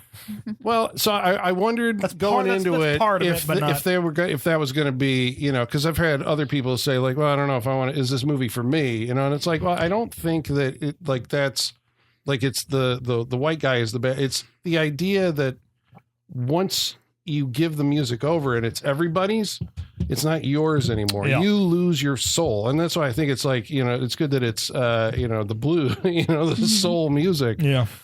Because I saw it like as, everybody talking about the influences, you're going to see like scenes from The Thing or, scenes from Salem's Lot or From Dusk Till Dawn. But to me, it was like Invasion of the Body Snatchers. That's a good one. Join Yeah. the vampires. It's utopia. We like we love being vampires, and we all share the same memories. And and your music is just going to become part of our music, and that's what you lose. Because music in this movie is like it's a spiritual plane. Yeah. Yep. That's what's really cool. Yep. That scene, I guess. Yeah, there's like this centerpiece. Yeah. Scene like where, it's got this power over everyone, and then later on you see that it's this whole like entity, which is very cool. Yeah, like you're summoning like past, present, future. I mean, it's a cool idea to see It's very like kind cool. of represented in especially I saw it in IMAX. There was like a scene where the the screen, the widescreen fades away and opens up so you can That's get awesome. this big. I mean, but I do acknowledge that there, I had some, I guess, serious misgivings with it as far as there was scenes that felt aimless to the plot. There was there was one scene. Okay, is this nitpicking? I don't know. Coogler got them to build like this whole street. Yeah. Mm-hmm. Is it the walking scene? And then there's a oneer that goes through the thing, and, where we're following a character, and which you adds sit there. nothing to the movie. So I get what they were going for. I think what they were trying to add is with the oneer, you get a sense of place. Yeah. Like it's like you're there. It makes it more real. Mm-hmm. I get that. It's expensive. And it doesn't, I don't know if it necessarily adds much to the, you know what I mean? It was like, it was those kind of digressions. I didn't really have an issue with that part. It wasn't, I mean, it wasn't very long. It wasn't, it didn't really take me out of the movie. No Goodfellas. My issue was mainly that it had like 4 endings. Yes, that was That was my big pet peeve with the movie. Because I was like, okay, maybe like another draft, could have figured out a way to tie it all together in one place or 2 places. Yeah. But I mean, we said there's Smoke and Stack, but there's also Preacher Boy. He's the blues musician. And you have to tie. So there's at least 3 endings to the movie where it ties off every single character. So it's like, I guess when I came out of it, I was like, man, that was kind of like all over the place. It was messy and, but I think the overall experience, there is what I remember of it. I remember more the positive that I took away from it. It was something to be, I mean, like this big, like multi-million-dollar vampire movie. $100 million budget. I looked it up earlier because I was curious. Yeah. And a cool vampire movie, not like not something that we've seen this a million times. Like they did some new stuff with Yeah, this. it's not a gothic vampire It was movie. cool. Yeah. And the design of said vampires I thought was great. Yeah. That was And- one Yeah, of they my, do my that- favorite parts about it. Like You they- have the it's like Queen of the Damned, I think Like was the right where I first glowy. saw that. I love yeah, the yeah. glowy Catch eyes. the reflection. Yeah, Oh, I love it's that so cool. much. That's how you know they're vampires. And just setting it in Mississippi in 1932, you already had me. Like that's such a cool setting. Yeah. It's so But gritty and it's very cool. Sean, the trailer shows you all the music stuff, and you're like, cool, I'm interested. And then it shows Jack O'Connell showing up outside the door and the climax, basically. And then it cuts to Haley Steinfeld saying, like, they're going to come in here and kill you all. You see Yeah. her turn into a vampire in the trailer. Yeah. That So, like, Well, Colin and I went into it knowing, like, there was the another- whole beat. Yeah, there was Yeah. another major reveal Yeah. of another character's Yeah. transformation in the trailer where I'm like, Mm-hmm. well, I guess that's been ruined Yeah. for me now. You know, like, Yep. because it's a long movie. I think it's Yeah. like close to three. Is it close to 3? It's over 2, I know. Yeah. Maybe It's- 2.5. yeah. And it's like a good hour. It 138 feels like. minutes. It doesn't turn into a horror movie until like an hour in, maybe Yeah. more even. Yeah. And so the whole time I was sitting there for this first hour where they're building up these characters, I knew where at least 2 of them ended up. Sure. You know, and it was, and I was also sitting there going like, well, I was sold a vampire movie. When do the vampires show up? And so I guess that's just marketing over time, I suppose. You know, as people see this movie in the future, maybe they'll be surprised by it. So Yeah. I don't really want to knock it, you know, terribly Right. for the marketing department, because also, like, how do you convince people to see it? You're going to lead with the juicy stuff. No, you can, yeah, but you don't have to show, like, the thing is, the trailers, even if they would switch up the order of the editing a little bit, it would help, but they show things in chronological order as they happen in the movie, and then it just feels like a speed run version of the movies. It's the They Cliff show the Notes. climax. Yeah. Yeah, exactly. That's the problem. Well, I went back and because one of my favorite things that I did when I was back in what was in 1994 or whenever From Dusk Till Dawn came out, right? Yeah. I knew what happened in that movie. I would take people to go see it who didn't know, and just like the reactions were great, because it's like all of a sudden it's a completely different, you know, movie. Right. And this has that. And I look back, like, how did they pitch From Dusk Till Dawn? And they, you know, it's like, well, they all end up at a bar and then the vampires show up. So it's like, okay, that's just how you have to. But don't show us our, like, one female lead character also, you know, like, we gotta hold some yeah. stuff back. I'm Yeah. glad I skipped all those trailers Yeah. because I think I knew going in. I'm like, all right, vampires are going to show up at some point, Yeah. but that's all I And know. then you're just waiting. Yeah, but Yeah. I was entertained enough by everything else getting to that point. I like those characters. I like Michael B. Jordan, I think, is very good. It is a long movie, but yeah. Yeah. There's a better movie in there. Mm. But it's very close, you know. Yeah. Like so. But I mean, just the big swing of it all, the cinematic, you know, just experience of it. I would say you should check it out. So now we're advancing to our number 3s. Well, I'm just gonna wrap up with, because I was like, that was my pick. Yeah, we I'm going to wrap talked up about too. it. It's my third. Oh, you thought- Yeah, okay. nice. My third, Okay. too. So, So yeah, I'm just gonna say blues music, bootlegging, sex, Southern culture, wrapped up in a vampire bow by Michael B. Jordan. Sign me up. yep, I agree with that. I love Yep. the vampire design. I thought Jack O'Connell in that kind of when they're in the river at a certain point, and just his face reveal and just the design of the vampires, I loved. Yeah. It did a lot for me in this. Yeah, the story of it all. Yeah. And we say like there's a better movie in there. I'm sure there is, but like Yeah. I enjoyed the fuck out of it. Yeah, I didn't mind any of the slowness or divergence Yeah. or what have you. Like I was pretty good with all of it. Like I was just like, I watched it with my son. He liked it too. It's just like, yeah, big fans of Sinners. It's a good one. I was thoroughly entertained. I need to watch it again. Like I said, I watched it so early on. I'm just like, I got to revisit that. Good number 3. Good number 3. Michaela. Number 3. Okay. Got me reconsidering my list a bit. But, All okay. right, now see, No. Oh boy. It's his shifting, thing yeah. did it, and so Yep. Sinners moved up. Yeah. All right. So my number 3 is Locked. Okay. By Yeah. David Yarevsky, who did Brightburn. Solid. Which A I friend of actually mine really knows this guy and kept telling me to watch this movie. Really? I haven't done it. Yeah. Oh man, Oh, dude, it's so It's good. so Yeah, good. I gotta Okay. watch it. I It gotta just watch it. narrowly missed my list. Okay, it's so- very Okay. good. Yeah. Locked is actually a remake of I think it's an Argentinian movie Yeah. from like 2019 or something called 4x4.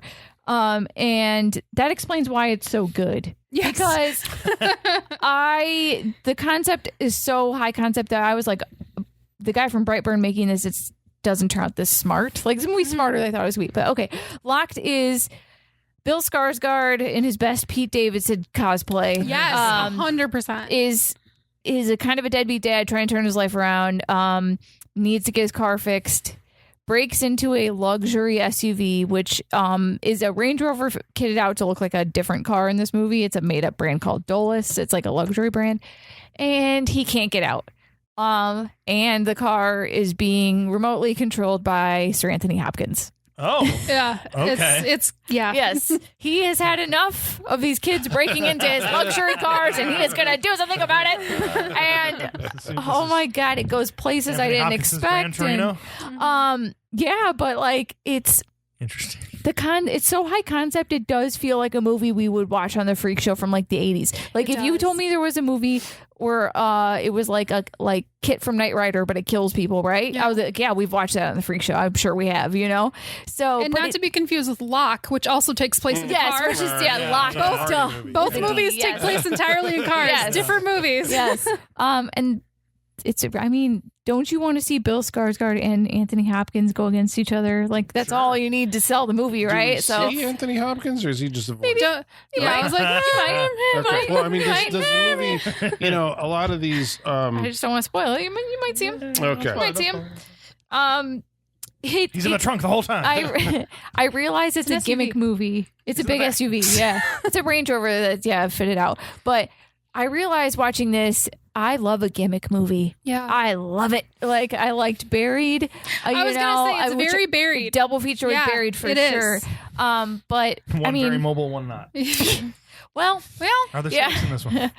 There's no. That's why I like it. No snakes in this one. But it was just really smart, and it's really tense, and it was gross, and I would really like car people to watch it, because I feel like car people think that they could figure their way out of it, right, you know? But if Anthony Hopkins has kind of like thought of everything in this situation. And I want to ask questions. And to take place entirely in a car, and I was never bored. Yeah. And how do you act like that? How do you, Bill Skarsgård, like pull off all these different things fantastic. sitting in a box by yourself? Is the car constantly driving? No.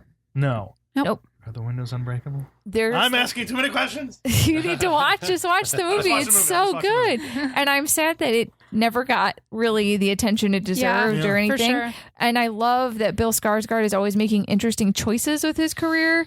Every time he's in something, it feels like it's a little bit different and a little bit out there. He's such a good actor. Like, you know how some actors like, I'll do Marvel and then go do my personal stuff that I like. He's like, I'll go play a big giant monster in these big franchise movies, and then we'll go back and do these other little movies. Yeah, I'll play every monster available, right? Which as my big money making thing. Yes, and then on the weekends, I'm gonna go do this. I'm gonna do my weird indie crime movies. Yeah, exactly. Like Villains. Yeah, like Villains. Exactly. It's the BSU. Yeah. Did The Crow come out last year? I think it did, right? That was last year. Yeah. Oh my God. But he probably got paid a shit ton of money to do that, you know? But good for, I mean, it's an interesting choice, Colin, to do a Crow remake. He's always making interesting choices. And I'll always make the argument, if I was given the choice to play the Crow, I'd do it. Yeah, exactly. So you know, he's can't making fault him for interesting that. choices. And he's giving us a lot of content. He puts out many movies a year, which I also appreciate. Go watch Locked. I was like, oh, it has to be low budget. But then you think about those two people being in that movie, and it's like, it can't be that low budget. Right. So it's really The good. whole I kind budget. of want to see the original now and compare, you know. But I love a gimmick movie. Give me more. It can't be beat. Like, I saw things in this movie I haven't seen in other movies before. Yeah. So got to recommend it. Colin, what is your number 2?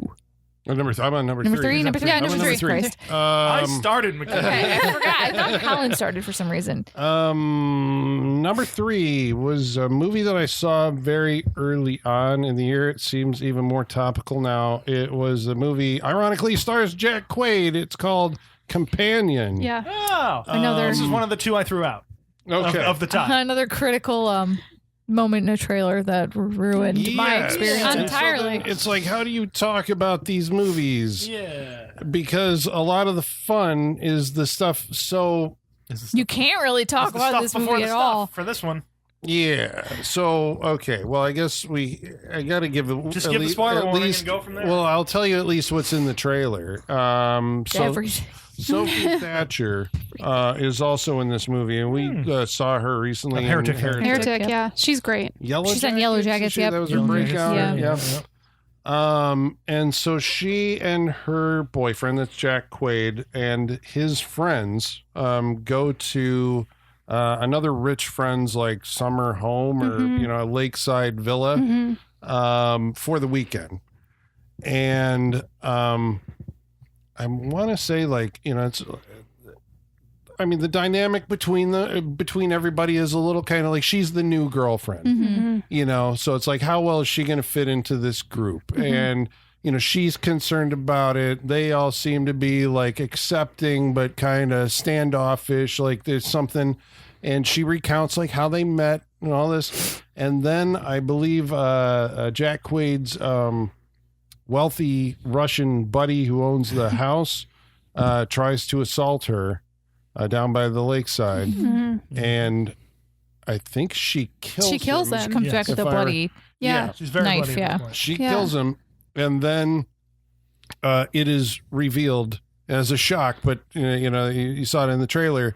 She's not human. She's an AI companion robot, and has malfunctioned in some way and killed this guy. And then that leads to a series of unfortunate events. I guess it just spirals like continuously out of control in a way that was I laughed a lot during this movie. I thought it was funny, surprising.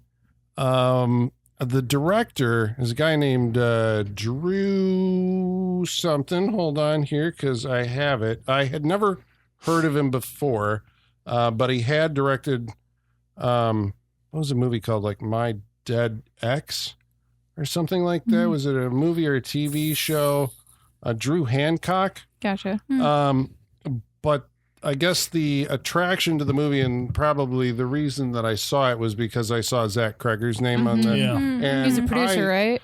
He's a producer. Gotcha. And I think the story goes that Zach Kreger, this was one that he was considering directing. Zach Kreger did Barbarian and this year Weapons. And so Barbarian was one of these experiences. I think when that came out, I think that was also like near our top for the year. Yeah. It's one of my favorite movies of all time, I think. Yeah. Oh, yeah. Yeah. I mean, it was just I guess maybe that's what you expect from a Zach Kreger movie. Yeah. And so I'm like, okay, he's producing it. So there's going to be like, this is going to be a thrill ride. And it was. I mean, it had what you got out of Barbarian. This is kind of one of those, it's got a setup and then it's going to take it in places that you did not see coming. And it's going to be very funny along the way. It's going to ask, or as the audience, are going to ask a lot of questions about AI. And how we handle that and use that and stuff, and what are the moral implications of the decisions we make with some of this stuff. A conversation we had at length before we started recording. I think Because this is like, What's wrong? does Ex Machina like kind of falls into Yeah. these are the movies that are kind of exploring sure. this. There's Love Object, I think, with stay tuned for Love Desmond Object. Harrington. Yes, I had to buy a DVD of Love Object to watch it.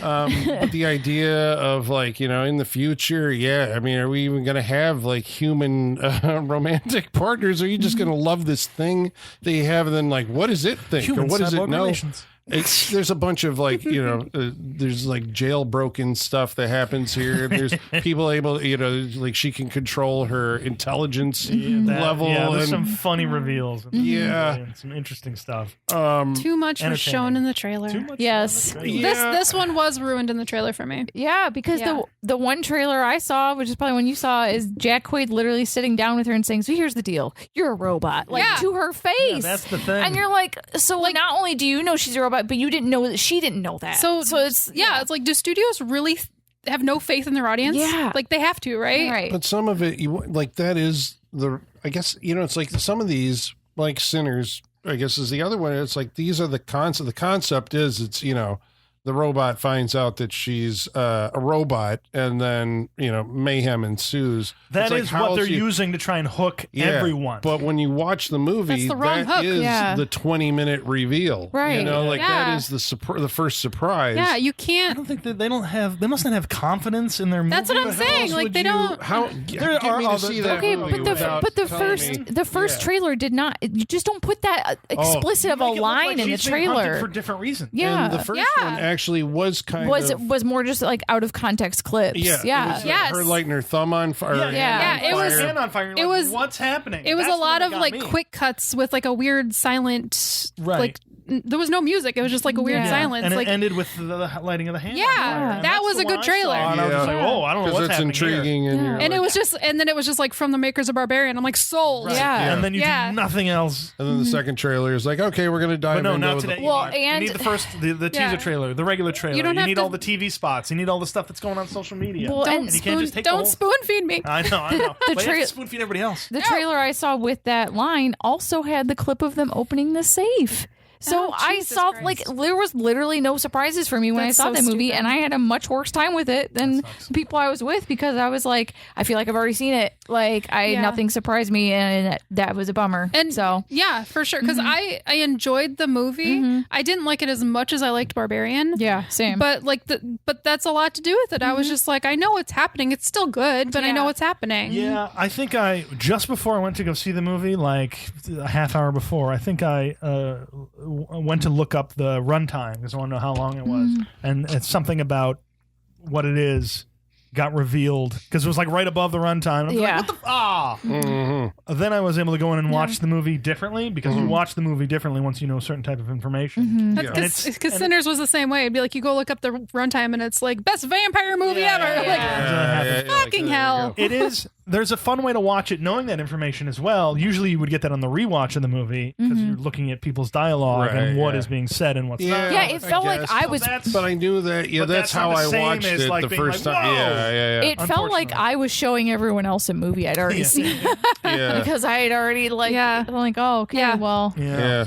So I mean, that is I guess it's like it always does seem like a trailer for a movie ruins it in the lead up, for that audience. And I know that movies live, longer than that. You may stumble upon it later, and Yeah. they may have a Yeah. better experience, Yeah. than we did. But it also does seem like with so much stuff coming out, like these things get lost. Yeah, Yeah. will people go back and see this Yeah, if it will just you gets see- lost in the shuffle? Companion. I mean, I'm recommending that you see Companion. I guess I would recommend it. I would yeah, too. it was a good I movie. agree. It's Yeah. not as good as Barbarian, but it's in the same. If you enjoyed Barbarian, I think you'd enjoy this kind of like ride, movie. And it seemed to be like I don't know. It was the theme was about staying in a toxic relationship, like way past the point of why do people choose the people that they you should get out. Sometimes their menu's locked. Yeah. So, but yeah, I'd recommend it. That's good. That was Yeah. my number Three. Three. There's number 3. Yeah. Solid. Yeah. Yeah. All right, Sean, it's time we're moving on to number 2. Number 2. This one's going to be a limited series. What? breaking all the rules. From huh? Netflix. Nah, we've done I'm this just kidding, plenty I'm just times. kidding. With You rules do are it, being Sean. made, Yeah. new rules are being made every day. Adolescence. Oh yeah. Oh boy. Yeah, That was intense. intense. Yeah. After a while, I was sobbing uncontrollably after that last episode.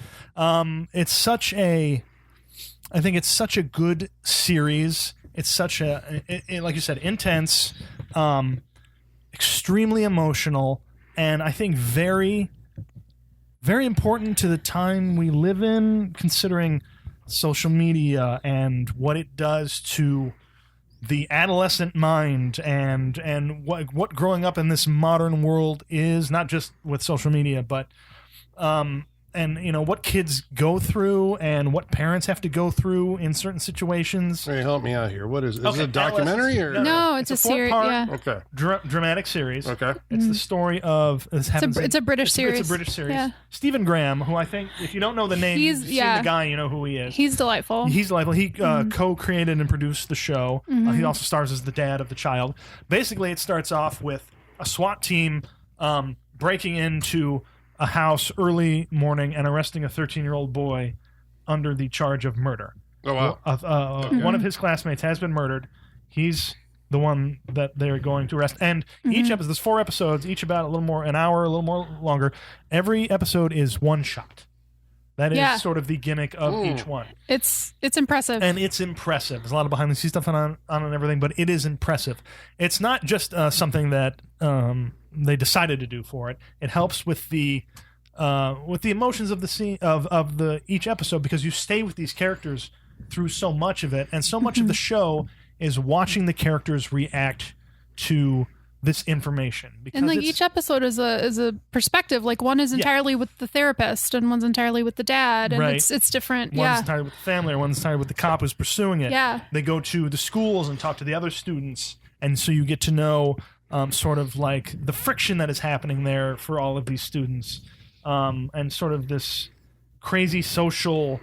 I want to say game, but it's more and the serious fact than that they move locations in one shot. Yeah, there's like one where they spend most of the day in the school. You end up with a couple of characters, you get into a car, and then it just flies up and drones over an entire town, over to another part of the town where it meets the other character. So it's one shot, but it is sprawling. Yeah. Or like They're in all the over dad's van while he's driving. Like it's cool. It's like spliced together shots that you can't tell because I don't. What? No, it's one shot. It's all one shot. It's all one shot. They may do multiple takes to get it right, but I think it's all what you're seeing is the one shot from start to finish. Yeah, it's very cool. Yeah. And there's no mystery to it. Like I told you, it's about the kid being suspected. A little bit of a spoiler. It's a little mystery. It's a little mystery. It's the question being the question's answered. Or it's like what happened is answered at the end of the first episode. Oh, okay. And so. Right, and so what are the other 3 episodes about? Yeah. The other 3 episodes are devastating because it goes through the entire process of what the therapist questioning him and trying to find out why. There's a whole scene. The third episode is like intense. A therapist comes in to talk to him. This is like 6 months after the events have happened. And so he's in like a detention center. Yeah, and so it's the whole thing. A therapist comes in, a female therapist comes in to talk to him about the whole thing, and it's about his psychology and whether he knows what he did, will admit what he did, how he feels about it, why he did it, what young men of this time and era are what their thoughts are on like the opposite sex, kids in their class, and all that stuff. And that's a pretty dramatic episode. Terrifying manipulation. The whole manipulation. It's a very psychological show. It goes through the feelings of like all the family members, how they're dealing with it in certain aspects of it. The last episode stays with Stephen Graham's character on his birthday. He's like 50 that day, and they're going to try and make it ahead. This is like a year after the kids there. It's like a year after, and it's his birthday, and he's like, let's have a happy day, let's have a good day, and just. What it devolves into emotionally, and where he gets to at the end of that, and being a parent, like this was, I have this huge target right on my chest for this show. I thought about you the whole time I watched it. And because it hits on everything a parent worries about for their kids, especially adolescent young men who are going through a lot today. And so it really zeroes in on those emotions and everything. And it's, like I said, fantastic dramatic storytelling, fantastic technical achievement. Mm-hmm. Again, I was sobbing at the end of this thing. It's so good. It's so, I think it's an important thing to watch now. Very entertaining, but man, it is intense. Mm-hmm. Where do you see it? Really, Netflix. Okay. Mm-hmm. It just won all the Emmys at the last Emmy Awards and everything. Even for Owen Cooper, who's the 13-year-old, it's his first acting job. He won an Emmy for it. He did amazing. And he was fantastic in this. A devastating show, and just one of the best dramas I've seen in a long time. And it really is. They really got the writing's great. Yeah, it's fantastic. Adolescence. I'd recommend it, everybody. You will feel things very intensely watching this thing. If you're a parent, probably more so. But yeah, Adolescence blew me away. I think it blew a lot of people away too. So yeah, that's my number 2. Holly.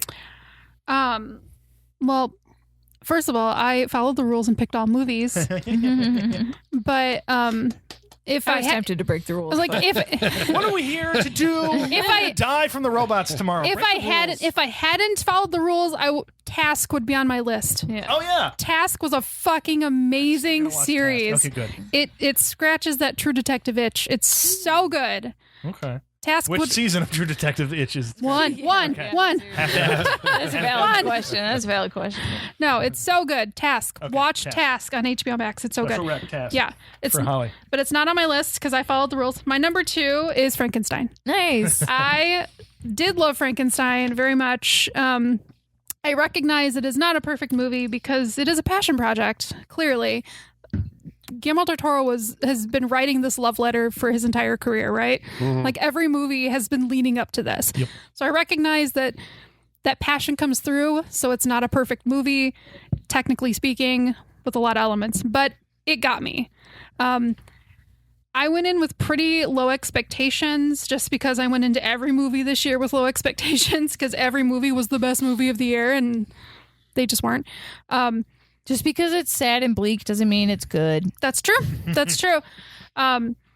I had that like revelation after I saw Crimson Peak. I thought that was very different when I saw it in the theater, and then afterwards, and I realized like what kind of movie he does. I fell in love with Crimson Peak after that, right? Like, Yeah, you were sold one movie. Yes. But it's actually a different movie. I was like, this is not a horror movie. This is a gothic romance. What is this? But then once I realized what kind of movie he does, I was like, okay, I am on board. I like it. So I took that going into this. I was like, okay, if there's horror elements, awesome. But if there's not, I'm not expecting them. There were horror elements in this, and that was fantastic. The body scene, putting it together, all the different parts strewn about, and just like a laboratory covered in blood. It was very gross. And That's what I want to watch. I want to watch Yeah. up to the part where you said, Yeah. I feel like it crescendos. Oh, you Yeah. haven't seen it yet. No, I haven't seen it. Oh, okay. like, Yeah, watch it's the first hour. the horror Please, elements. Don't spoil Frankenstein. Okay, guys? I He just, changes it though. It's not the same. I can't change it that much. The horror elements are there for sure. There's some great fight scenes that are surprising. Yeah, it's like he's ripping limbs off people and stuff. It's, Yeah. Yes, that's what I want my Yeah, Frankenstein to do. but that's the thing. That's how it starts, and then it never gets back up to that again. It's a solid start. Yeah. But They can't all so be good. Terrifier 3 and just stay up here the entire time, Michaela. I was in a good mood. What are you doing? I was in a great mood right It's now. not on your list? We've talked enough. Only We've because it talked didn't come out enough. this year. Yeah. I was crying right now. Why are you I was like, I talking don't want to talk about it anymore. Why are you talking about that during my turn? No, but the thing is, like, Frankenstein starts out with it's a solid start, great gore, there's some great stuff, but you got to remember it's Guillermo del Toro. It's going to become his movie, right? Like, you have to understand that. So you have to understand it does become a romance, not just a romance between man and woman, but like a love story between multiple characters, right? And it's beautiful. It's absolutely beautiful. He does take liberties with the story as far as some of the relationships. It's not completely loyal to the book in that aspect, but the spirit of the book is still there. He does very heavily hit home that monsters are created and that it's not necessarily the creature, that people can be the monster. That's the general idea of the book. That's what the movie is, right? Colin's looking at me, but we've had this argument already. We're not having it again. We're not having it again. Have it again. We're not having it again. Fight. No, go ahead. Sean's trying to bait, and This is the best movies of the year. Yeah. I'm sorry, We're not having And this argument we're again. discussing the best movie of the year. We have opposing opinions on the best movie of the year. So, I'd like Yeah, to but it's hear our best movie of just the because year. you two had the conversation doesn't mean I don't want to hear it or that our listeners don't want to hear it. Continue. But in my perspective, it keeps the spirit of the movie in that, you know, the monster was always Victor because he created life and he played God, and he didn't, like, you can't play God, you know? And the monster learned all the behaviors from people around him. You know, he was a pure being when he was created. Everything he learned from hate to love, he learned it from other people. this is the AI conversation we were Yeah. just It's having. very, very the same thing. relevant today. What prompts was Victor giving this monster? The worst ones. He's a shit dad. I'm Yes. telling you. Victor, Is he not happy with his creation? No, from moment one. He literally says in the movie, I never considered what would happen after creation. He Yeah. literally says that he's the most deadbeat dad Yeah. that's ever been on He just cinema. wanted Ever. to achieve it. Right. Yes. And It's then awful. no Achieve it plan is the for thing. actually Yeah. caring for the. He's like And- immediately resorts to physical abuse. Yeah. Immediately. and in that aspect, it is a bit different from the book.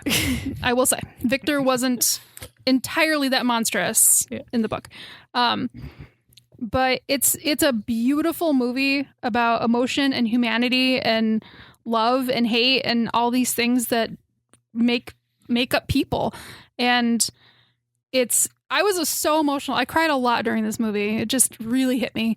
But it's absolutely beautiful visually. Like, obviously, Guillermo del Toro knows how to make a beautiful movie, right? Look pretty. It's gorgeous. Every scene is like a fucking painting. It's so beautiful. So if nothing else, like for 2.5 hours, you're going to stare at pretty things. And that's, to me, like, that's fine. Like, if that's all a movie is, it's fine. It's not all it is. It's also really fantastic story. It's also a really fantastic arc for these characters. It's beautifully produced. The costumes are fucking incredible.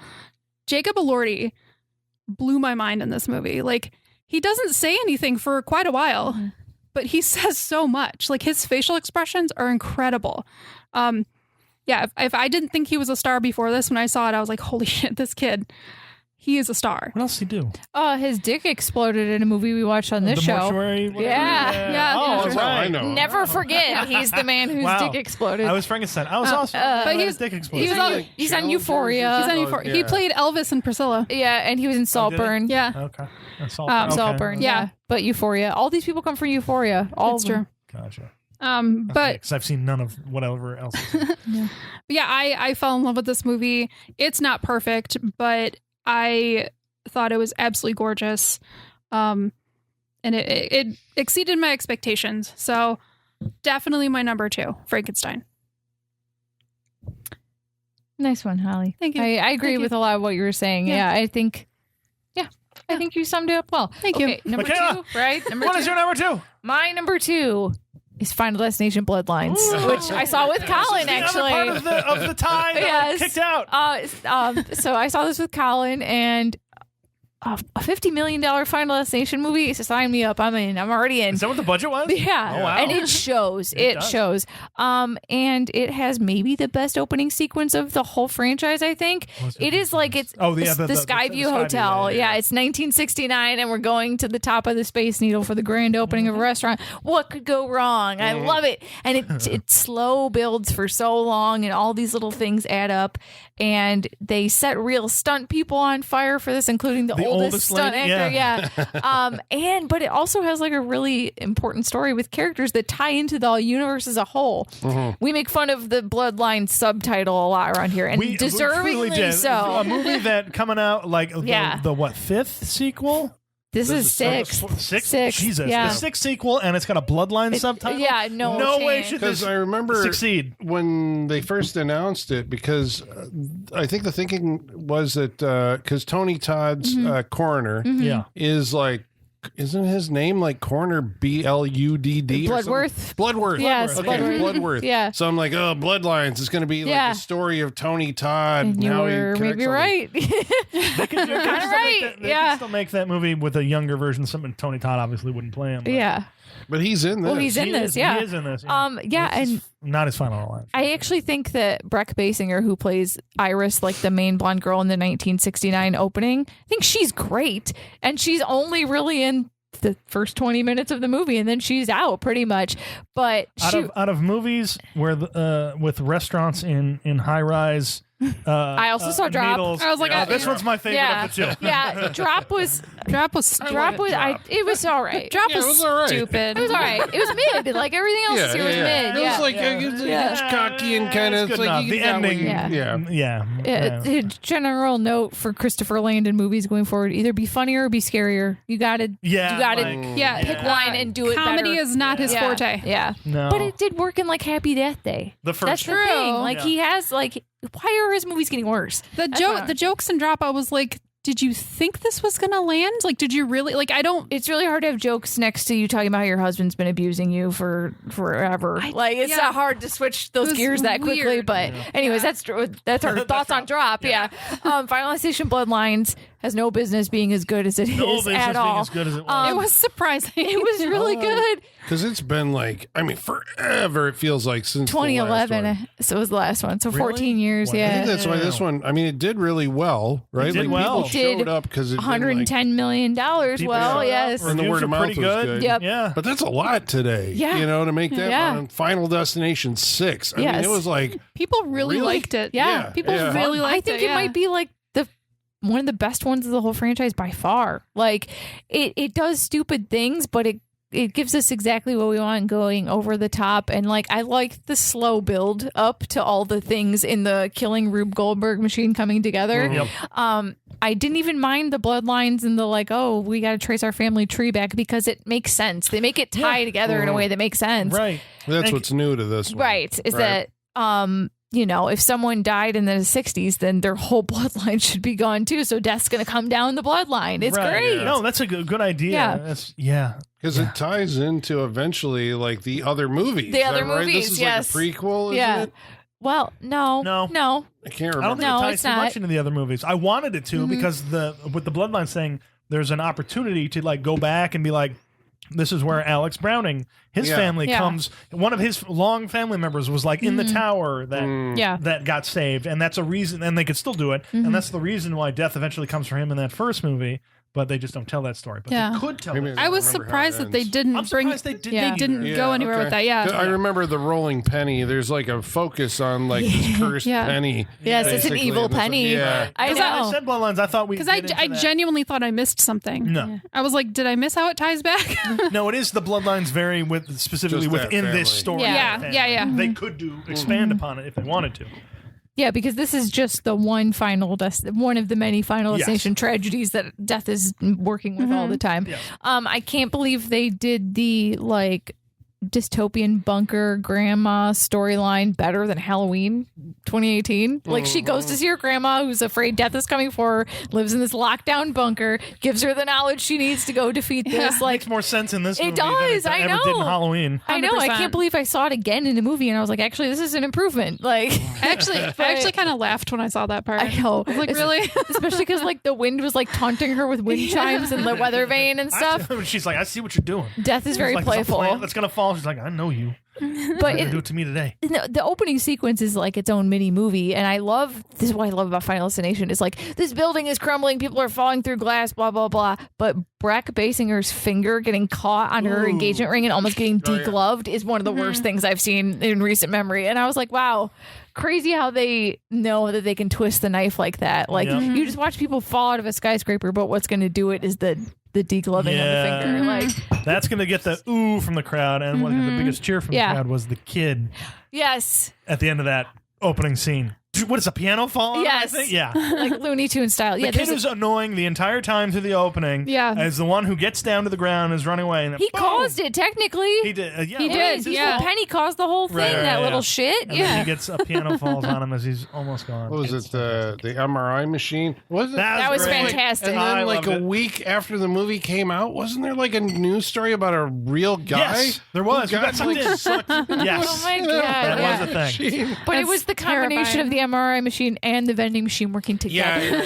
That's what I Yeah, love when they're like, the how thing can we came out. escalate this? How can we make this more ridiculous? And I love when Right. death turns like bolts and stuff in the Final Destination movies and pieces fall down. Right. And he only died because somebody else was there who was actually in the family, right? Yes. Because the story, Yes. he wouldn't have died no matter what. Well, he they got also caught in the middle of it. Is that what happened? it's with him? also not a Final Destination movie if someone doesn't try to cheat death in a way that actually accelerates their death. Because remember, they're like, dude, just eat these peanuts because you have the peanut allergy or whatever, and then we'll revive was. you. Yeah. It's like, Yeah. if you die, I've got the pen. We'll be fine. That's Yeah. very funny. Which is also with like that. I love that. That's almost satirizing a thing that you see in other horror movies. Is like, we'll just get around it by killing you and reviving you. Duh. Yes. Like, Yes. absolutely delightful movie. Give me 10 more. I want to see all of them. last on-screen performance of Tony Todd. Absolutely beautiful. Didn't Yep, expect they to give get him a nice teary-eyed at a send-off, Final yep. Destination movie ever in my life. But how could you not? It was such a good scene. So loved it. If you haven't seen it yet, you're really missing out. Yep, One of the good best of time. the year, in my opinion, for sure.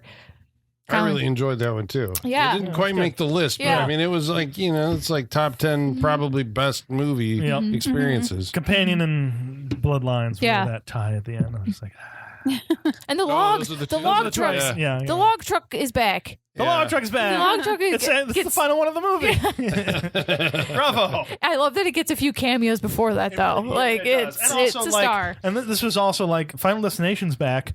We need to advertise on every log truck in America. And that's all I saw Yes. leading I know, up to yeah, this. I remember I'm that. like, That was yes, funny. Yes. this is what Viral you need to marketing do was because, again, it's the one thing that has affected all of us, and we will remember for the end of till the end of time. And their trailers showed some of the the death moments, but they edited them or showed them differently than they occurred in the movie. So they marketed it appropriately. I didn't Yes. feel like anything was spoiled for me when I agree. saw it. So yeah. Who knew we'd be getting that with the sixth Final Destination? I love when characters call out what's going to happen in a Final Destination movie and then it happens. But like this movie almost satirized it because that scene where, the leaf cutter's going to fall down and then it's going to knock over the rake and then the the basketball's going to come and knock you into the trash can and then it literally happens that way. I was like, oh my god, they're in. I love that they're in on it now. Yeah. There was a good behind the scenes of that movie with showing how they pulled off some of the deaths and everything. Yeah. Like with the I always enjoyed the garbage truck. The garbage scene. truck one. Yeah. With the thing that Yeah. slides. Yeah. Like, you're putting a lot of. I know they rigged this all up, but you're putting Right. a lot of trust in that thing not to Yes. chop your head off. Yeah. Yeah. Good stuff. Colin. All right, my number Number two. two. My number two was okay. So this was probably my favorite movie going experience of the year, and it's the one that I did see more than once. Oh. I think I know. And it's F1 the movie. Have you guys seen this? No, show? I haven't seen it No. yet. I got to watch it with the kid at some point. But and everyone who I talked to has seen it. Nothing People but good love things. it. Yeah. Because you're like, well, it's a sports movie or whatever, so maybe that's keeping you away from it. But No, it's Top Gun in race cars. Yes. well, yeah, I mean, Some of it's I mean, is it doing anything really groundbreaking? Colin as is also far a big as the racing story? fan. I think Yes. we need to tell you all about But yeah, so I came to F1 probably away a lot of the listeners today probably did, which was through the Netflix show Drive to Survive, right? That, and the cool thing about that is it introduced you to and put personality to like people who are way down on the grid, not the winning teams, and introduced you to all these personalities and like the shit that they have going on that motivates them and the rivalries that they have, and it made like this kind of dramatic thing. So then you transition over to F1 and you watch those races and you're like, oh, I know who all these people are and what's at stake for each one of them, and that. The movie has, it's got Brad Pitt as an aging race car driver who was the best that never was. He was an F1 driver in like the 90s and was involved, or in the 80s or 90s, had a horrible accident and has always been, he's a guy who just, drives. And Javier Bardem owns a failing F1 team and used to be Brad Pitt's racing partner, and says, hey, come and help us out. We need to score a win, and this is your chance to, prove who you are. And he's got a hotshot rookie. Of course. Is it Damon Idris? I want to say is the guy who plays the younger guy. And so, of course, immediately there's tension. The two guys, Sonny Hayes and Joshua Pierce don't get along, and so. I guess, it's like one of those things where they're going to have to learn how to work together as a team in order to like pull this off. So as so from like a movie perspective, right, for someone going into it who doesn't have a knowledge of the sport, it's this kind of tutorial, kind of. Like, I was surprised, like, knowing the sport, like how much they actually were able to convey.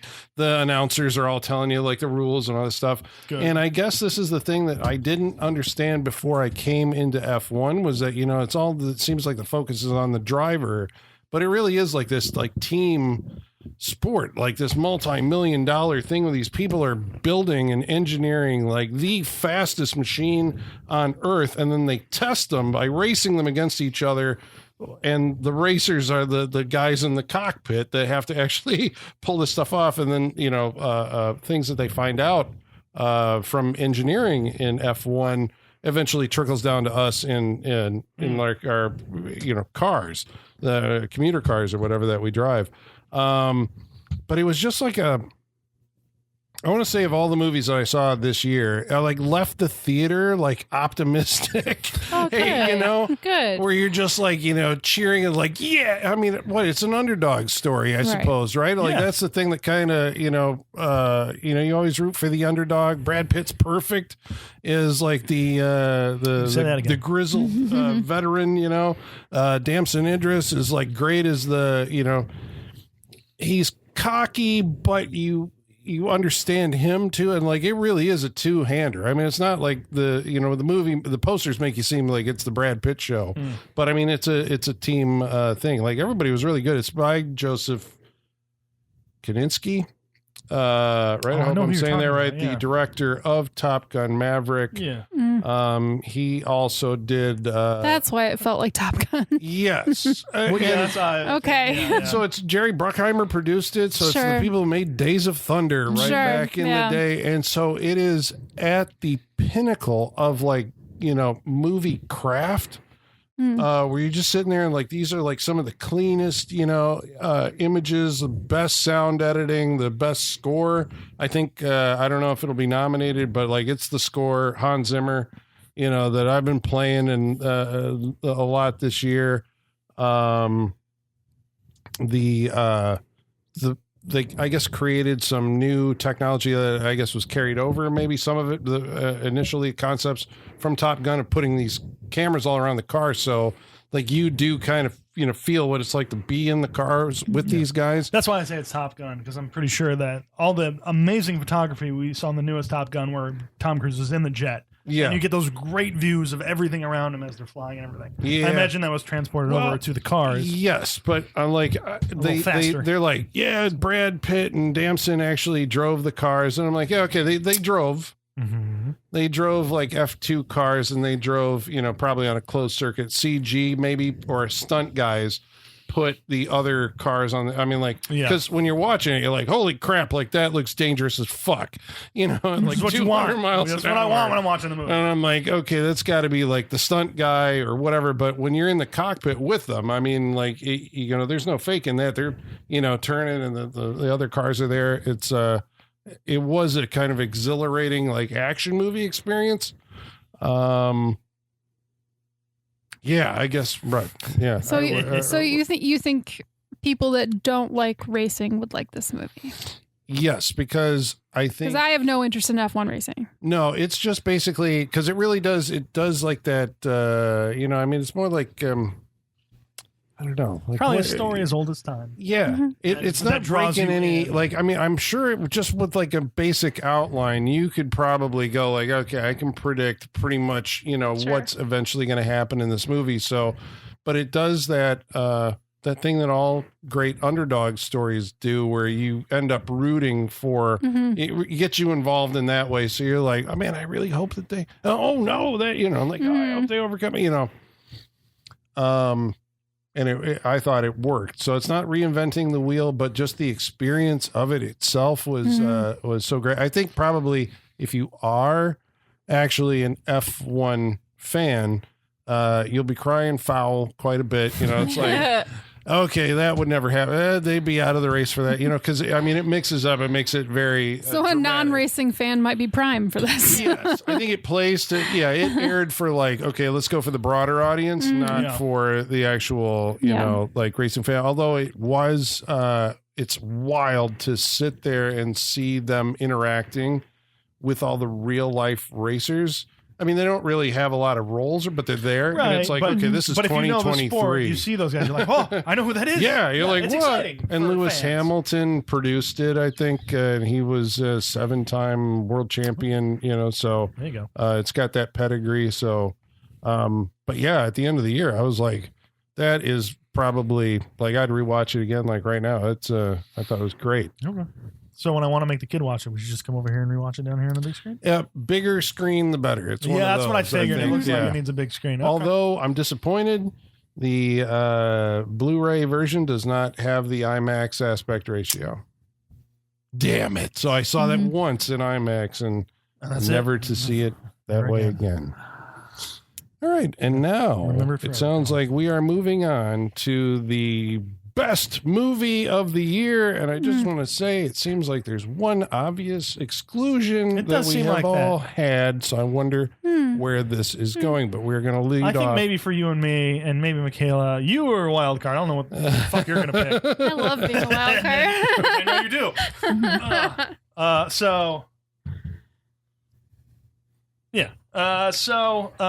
I guess I'll just come out and say it. Weapons was my number one Nope. for the year. Not Holly's Holly's playing I'm gonna coy. say. Well, I mean, she'll reveal. All right. Yeah, Weapons. Zach Kreger. That was also my number one for the year. Okay. Nope. Oh, No? Oh, all right. I have problems with the movie. The longer I saw, I guess. No, yeah, go ahead. This is your. Yeah. Oh, okay. Yeah. We tend to start with problems. Go ahead. here and No, be like, yeah, go ahead. but, like you said, no, I loved it. Go ahead. You start. We'll jump in. okay. I love a movie with what I feel like is an original idea. Yeah. And so that already draws me to it right off the bat. This is another one that every time the trailer came up in theaters, I just went blah, blah, blah, blah, blah, blah, blah, for the entire time it was on.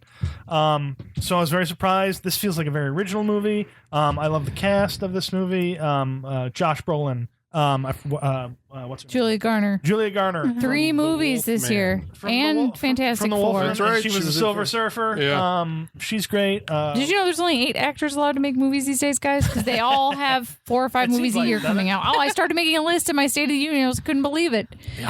I want to see this. Yeah, I know. That's Yeah. the point. I think I need to State- we need physical copies of the State of the Union. Yeah. Benedict Wong's in it. Okay, so And how much? Aiden, Han Solo.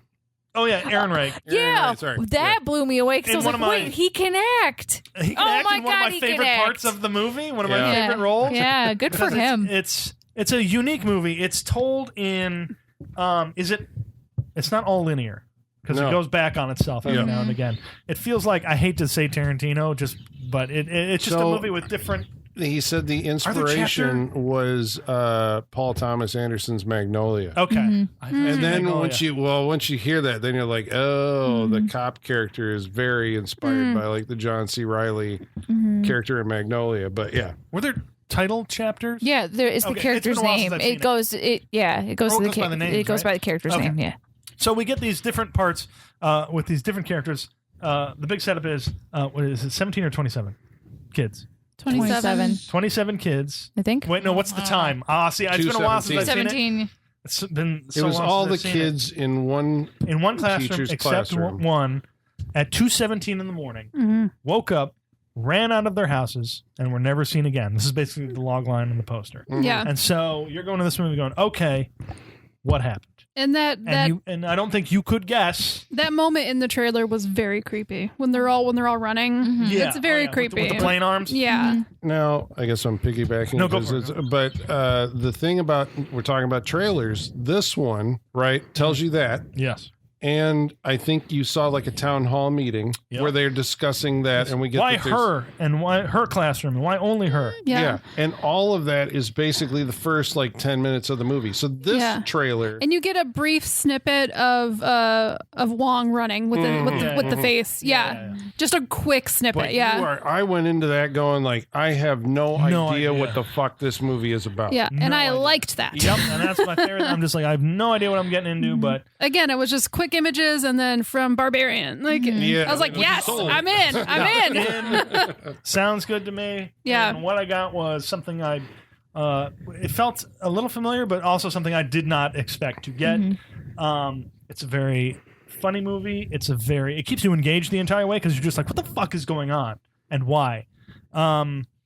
It's a mystery. It's shocking in certain parts. It's graphic, and it introduces a character. Is she in any of the promotional material? No, that's the way to do it. Yeah, a which- lot yeah. since. Yeah. Oh, yeah. That's Sense. Yeah. My unfortunate. friend did. Well, yeah, as soon as it comes Yeah. out, the weekend it comes out, it's all on the Yeah. internet. Yeah. So And But she- even so, you're still like, I don't know who the fuck this What was her person name? is. Well, Gladys. Gladys. Yeah. My Well, friend that's dresses good because Gladys you're for getting Halloween. a movie about her. yeah. No, don't want it. Don't want it. No, I fuck don't off. want a weapons Fuck too. off. No. Don't want Nobody it anymore. does. Leave this alone. It's great. Yeah. My friend dresses Gladys in a very too convincing costume this year. Mhm. So it has been making the rounds. Yeah, very surprised by this movie. Very surprised by the story of it. I was very entertained by how it is chopped up because it is a nonlinear story. We are introduced to characters, introduced to things that happen, and we don't know why, and then we flip back on them once we go into that specific character's kind of story of the movie, and then it all kind of comes together at the end of it. I don't want to say too much about the movie in case you are one who hasn't seen it, but man, it is so unique and nothing I thought I'd see this year. I think I just have to say that my favorite part is Josh Brolin throwing the crackhead over the couch over and over and over. That was funny. Loved it. That was funny. Yeah, I really like this movie. Again, I don't want to say too much, but it's kind of surprising. I'll take any movie that's going to surprise me and something that I haven't seen before. And this movie pulled it off. I don't care what next movie he makes. I'm automatically going to be there in the theaters to see it. Yeah. Which is You wonder how long he can keep this streak going. I You mean, I wonder. don't care. He's given me 2 movies Yeah. that I'm like, so. you If know. you got to take a couple years to find a good one that'll live Yeah. up to this, go do it. Wasn't Go he for like it. a comedian or something? Yeah, the before whitest that? kids you know. Yeah. Well, that's Yeah, right. yeah. Okay. Yeah. Yeah. Yeah, because he had Kurt, what's his name in Barbarian? Mm-hmm. Yeah. But that's because comedy and horror like both subvert expectations. It's Yep. just in different directions. Subvert So expectations. Yeah. It's Yeah. all about timing. Yep. Which Yep. you can tell he's very good at that through this movie. Again, it's very funny. it turns on a dime in like Yeah. certain scenes, like when the one lady comes out with the scissors. It's Yeah. funny at first, and then it quickly turns dark. You know. Yep. And Yeah. then this character, this powerful character who's pulling the strings, where that character ends up being chased by Yeah, a horde of yeah. at the end of the movie, you're just like, oh my god. Yeah. Like, yeah. it goes in places that you don't think it's going to go. Things happen to characters you don't think are going to happen to them. The explanation for what happens. Surprised, entertained, really enjoyed it. Weapons. It's my number one for the. I liked it, but it did not make my list. That's perfectly Yeah. fine. I thought it was okay. Yeah, So- but also expectation because Barbarian is like Right. the bar is so Yeah. high because of Barbarian, and it did surprise me. I didn't see where it was going. Yeah. However, I would ask that if you like this movie, try to rewatch it because it does not hold up on a rewatch. I think this movie is a one and done because Yeah. when you know where the movie's going, it takes fucking forever to get there. It That's- doesn't become a horror yeah. movie until after an I hour remember in. thinking that there's It's- a lot of it's a drama, Yeah. which Yeah. was Yeah. unexpected, Yeah. for a good interpersonal drama. Yeah. And a lot of it doesn't really lead to anything. Yeah. So it gonna really give it another slogs watch on a just to- rewatch. Yeah, I've only That- seen it the I've only once. seen it once. Its rewatch knocked it down Okay. a few pegs. Yeah, for me. that's but kinda- still that's really. kinda where I'm I'm at. nitpicking. I'm nitpicking something from a guy who I'm really glad it exists and I like his work. You know. Yeah. But no, that's But always I'm good. nitpicking because I hold him to a high standard. So That's good though, because I'm always of the mind that you should watch a movie twice because that first one is the initial shock reaction to whatever's happening on screen. Yeah. And then you can suss it out more on the yeah, second view. I think I was I'm always glamored for by it system- when I first saw it, and now It was a that's, like, solid yeah. trailer. It looked Yeah. very creepy. We had high expectations from Barbarian, and it did have good elements. Like there were parts that I really liked and I was surprised by. But I just overall, I was like, okay. Is there anything specific you did not like? Um, Anything you'd like to talk to? if I'm being honest, I'm not super stoked on Gladys. Okay. I was like, okay, maybe I need more of this. I don't know. It's hard to explain. I understand that because I Yeah. thought it would be something bigger. It's a lot of build up to something that is very simple in its explanation. It's very simple. It's just like it's just like here's these sticks and okay. Right. No, you're right. I wanted more from that. I thought it would be something bigger. And then they're like, well, she's getting her own movie. I don't care. You lost. I'm out. I don't want to. Nobody needs. You had your chance. Yeah. This was her movie. Yes. Yeah, I don't need anything. You had your chance to say what you wanted to say, and you didn't. We're done. I agree with that. Yeah, I understand what you're saying about getting to that part and being like, okay. I wasn't as like thrilled by her as everyone else. Like, okay. They were just trying to enjoy some hot dogs on a nice Saturday afternoon. Let that nice watch gay some couple TV. I know. have some hot dogs. Let's just come on. I didn't like that scene. I liked them. Right? But there you go. That's Yeah. why, But I understand you created why. I know. all I these know. characters I thought were.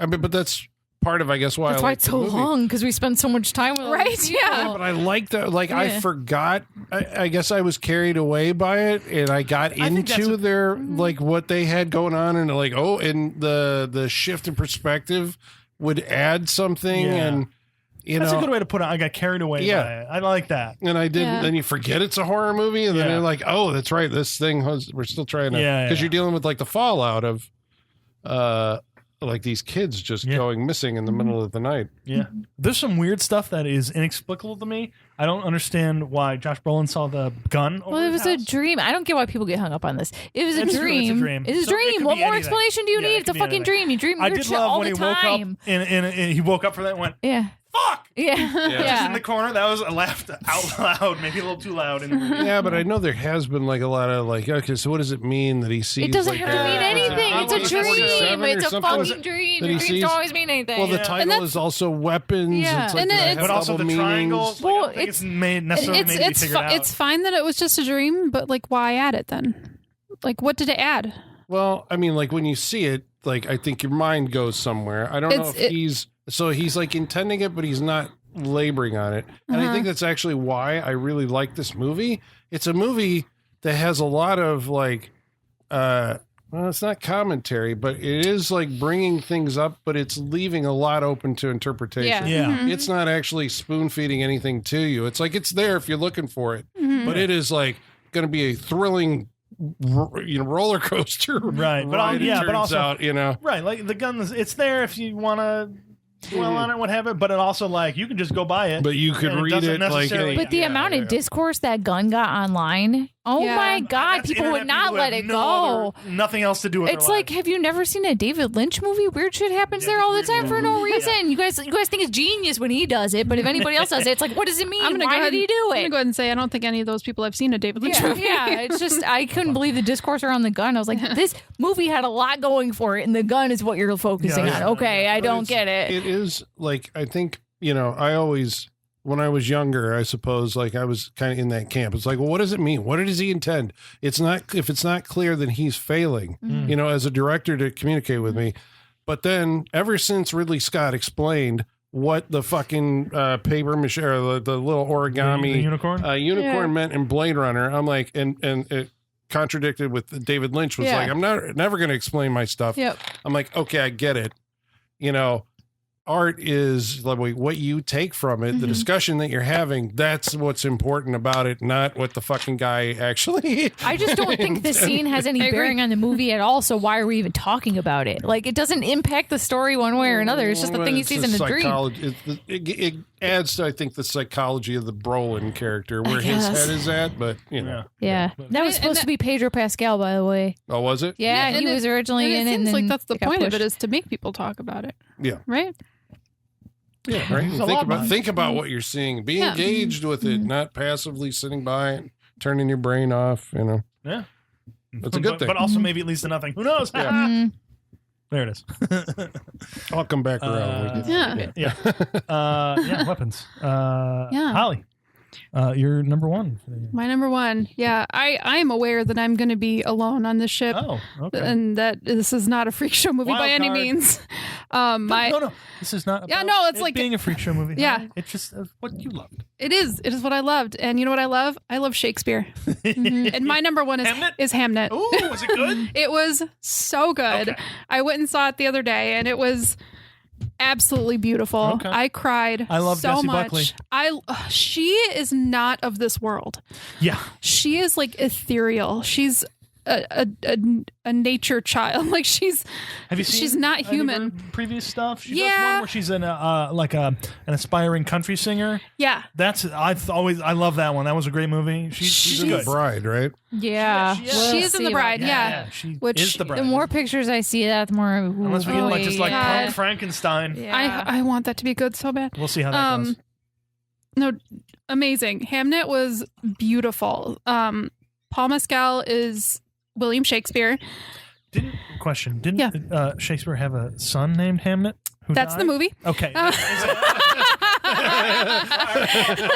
didn't know if that was the central story. Or, So well, there we go. Okay. the movie is about William Shakespeare meets his wife to be Anne Hathaway, Agnes in this. Okay. Okay. Oh, I didn't know Anne Hathaway was in this. No, her name was Anne Hathaway. Are you kidding me? Shakespeare's wife's name was Anne Are Hathaway. you kidding me? I'm not kidding. Also, look up Anne Hathaway's, like the current one. Her husband looks just like Shakespeare. It's pretty funny. All right, mind being blown yeah. all over the place. I had no idea. Yeah, William Shakespeare's wife's name was Anne Hathaway, but her nickname was Agnes, and so When you have such a beautiful name like Anne Hathaway, how do you get to Agnes? because back then they were like interchangeable. Sure, Margaret. Which is also why it's called Hamnet. Hamnet and Hamlet were the same name. yeah. Okay. So So why the letter? it's like Stephen and Stephen with PH and V. It's the same. It's the same name. All right. Fair. So yeah, it's the story of Shakespeare and Anne meeting and falling in love, and they're very different people. She's like a child of nature, right? Like she grew up in the forest. She knows all about like apothecary and healing herbs, and she's Essential oils and shit. yes, but like actual oils, like Yeah. healing stuff. And she's just like, yeah, she's a child of nature. She's just this like, force of a person, a force of a being. She's just amazing. And then Shakespeare obviously is like a Latin tutor, and he aspires to be a writer. And they're just very different people, but they fall in love, and they have a family together, and they have twins, and one of them is a little boy named Hamnet.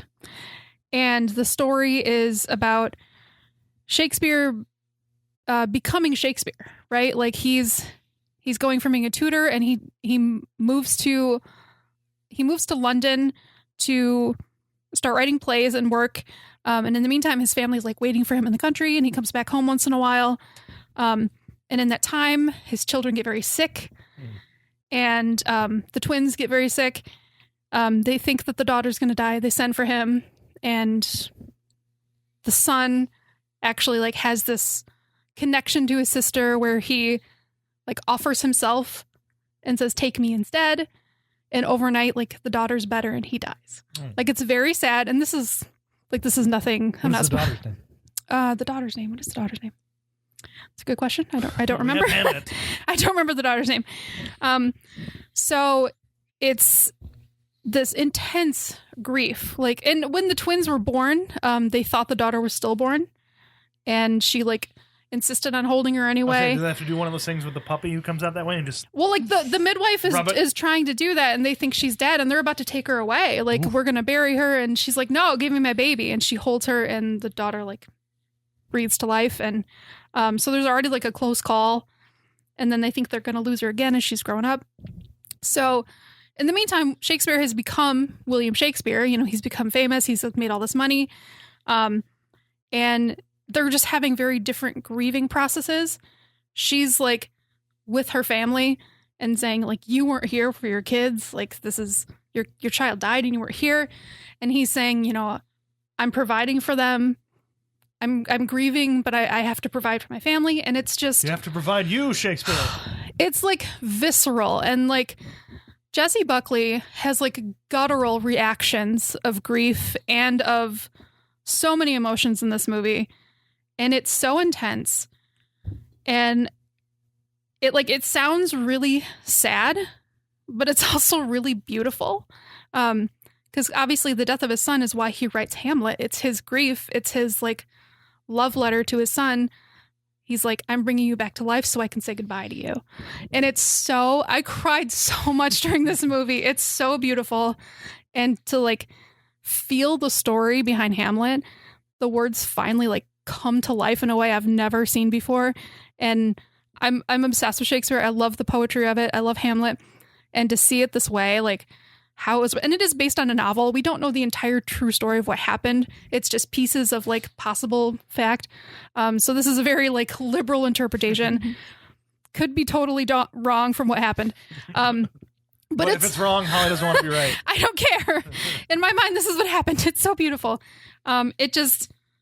It's poetry. And I just feel like we don't get much poetry these days. And so it just like fed my soul. Incredibly sad, but also incredibly beautiful because, you know, Anne comes to London and she sees the play and she sees that he really has been grieving for his son this whole time. And this was how he grieved.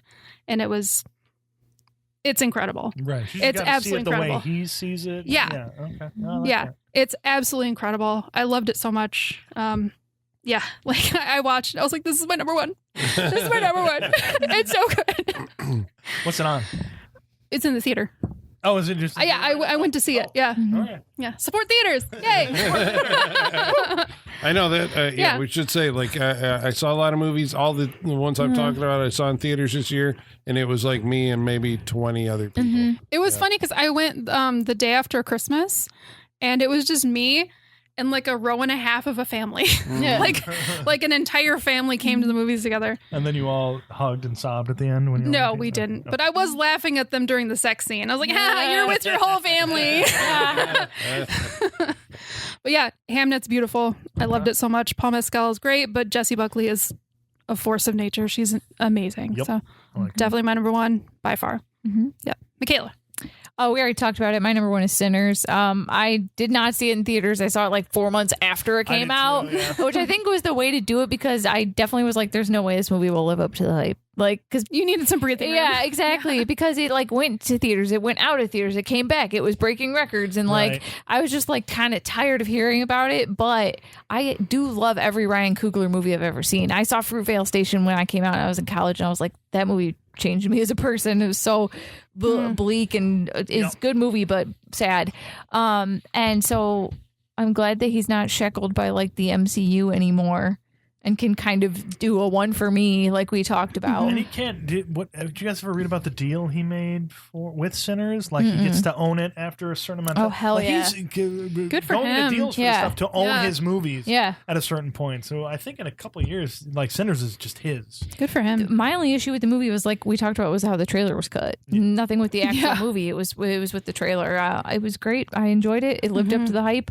I rewound the like music summoning scene like 3 times the first time I watched So it. good. And my only complaint, I remember saying after I watched it, my only complaint was I wanted them to do that like 3 more times. Yes. I wanted to see like the music summoning every like 10 minutes in the movie. Yeah. I was like, let's do it again. Let's do it again. And so They should have just done it subtly, where it just like 20 minutes after that scene, you just see a guy on a DJ board. in the Yeah, background. yeah, It's like, Wait, what was that? exactly. And then Yeah. it's gone. Do you Yeah. know who played Preacher Boy? I don't remember. I'll look it up. I think he's an actual like blues musician. Oh, really? Oh, really? Isn't he? Might be. I mean, anybody who can sing like that, I'm guessing he's like the real deal. Yeah. I They always cast in the movie. and I like period piece horror movies, and I wish we would Yeah. do more of them. You know, a period piece, I feel like, Expensive. yeah, that's true. They're very expensive. I feel like it's good for your brain to see things that aren't familiar to you, you know? Yes. And like, this is not a time period I know a ton about, so it was nice to visit it, and then nice that it became a really cool horror movie on top of it. Loved it. Can't wait to see what he does next. I don't have much to say because we already touched on it, and I really enjoyed it. It was really good. So it lived up to the hype. I want to go to like one of their parties. They look like so much fun. I wanna And go. stay through the end credits. Yes, For the stay fourth through the end ending. credits. Right. Yeah. We But get that so was many. good. Then we get the Cosby. Yes, Square. yeah, Yeah, yes, yeah. yes. Yeah. If you haven't seen it yet, you're probably like I was tired of hearing about it, but it got a lot of hype for a good reason. Yeah, So, I'm sure yeah. you'll be probably hearing more about it even Yep. as we go into award season. Sammy Moore, a gifted young blues musician, Hmm. played by breakout actor and singer Miles Caton. Okay, Cool. Miles Good for Davis. him. Okay. Yeah. Yeah, I mean, it is like a celebration of music. You know, Yeah, I mean, it blues is. Oh, yeah. Yeah, it specifically, is. but I think music Yeah. as a whole. Yeah. Yeah. It was like, it was just a fun ride. Fun ride. It went a lot of fun places. I also wish I hadn't seen the trailer. You know? Yeah. But I think I read something with him recently. He said that the idea when he was younger, he would sit with his grandfather. His grandfather was like big into the blues and Nice. would play all the music. And his grandfather passed, and he's like, "Okay, how can I, honor?" The idea, I guess, came to him. Right. Yeah. Yeah, it was a good time. Wish I would have seen it in IMAX. Yeah, Yeah. the screen was shifting, Yeah. shifting aspect ratios. Yeah. Well, yeah, but They it was do it- mostly like as soon as the vampires show up, then it went full screen. But the sound is also better too Yeah. in IMAX. Yeah. But they do it in the home versions Yeah. too. It changes, but it was a revelation to me and my son while we were watching it, because we were just like, "Oh shit, the aspect ratio went up," and so we're trying to gauge it throughout the movie, and we noticed one part where it went up, where it just showed like the outside of the place, and it's just like, that's a fucking beautiful painting Yeah. that they're doing right here. Like, so much, it's a beautifully shot movie as well. I don't know if we said so much about that, but it just looks It good looks too. good. It looks very And I good. love, again, the different aspect ratios. Find your IMAX guides online, because they release like the Sinner's Guide to Yeah. seeing this in theaters online. So. I'm seriously gonna go watch that Irish scene I like know. Yeah, this- a I'm gonna million watch it. times. I like after the that. Irish representation in this movie. I'm down. I was like, finally, we're cool. Yeah. That scene is so cool. Yeah. Well, my number one was Sinners, like Sean said, or no, sorry, not Sinners, Weapons. Weapons, like Yep. Sean said. And I guess what I would add is, although F1 was my favorite experience, seeing a movie in the year, I'm going to give it to Weapons because it was an original. Yeah. Like I hadn't seen that. And, you get so, I've seen a lot of movies, and maybe that is also coloring my perspective at this point in my life, where it's like, oh man, here's another thing. I'm just seeing kind of ghosts and echoes of the past. And Sinners was like alive, vibrant, and like, giving me something that I hadn't seen before. And I Yeah. think what I liked about it, it's like, I was intrigued by the marketing. Weapons you talking about? Yeah. Weapons. Okay. Yeah. No, sorry, You're saying Sinners. Sinners. All right. Yeah. For the next Both 10 Warner minutes, Brothers anytime Colin says Sinners, he means weapons. Yeah. So it's Warner did Sinners, Weapons, and Final Destination, Oh, did right? they? Are all theirs.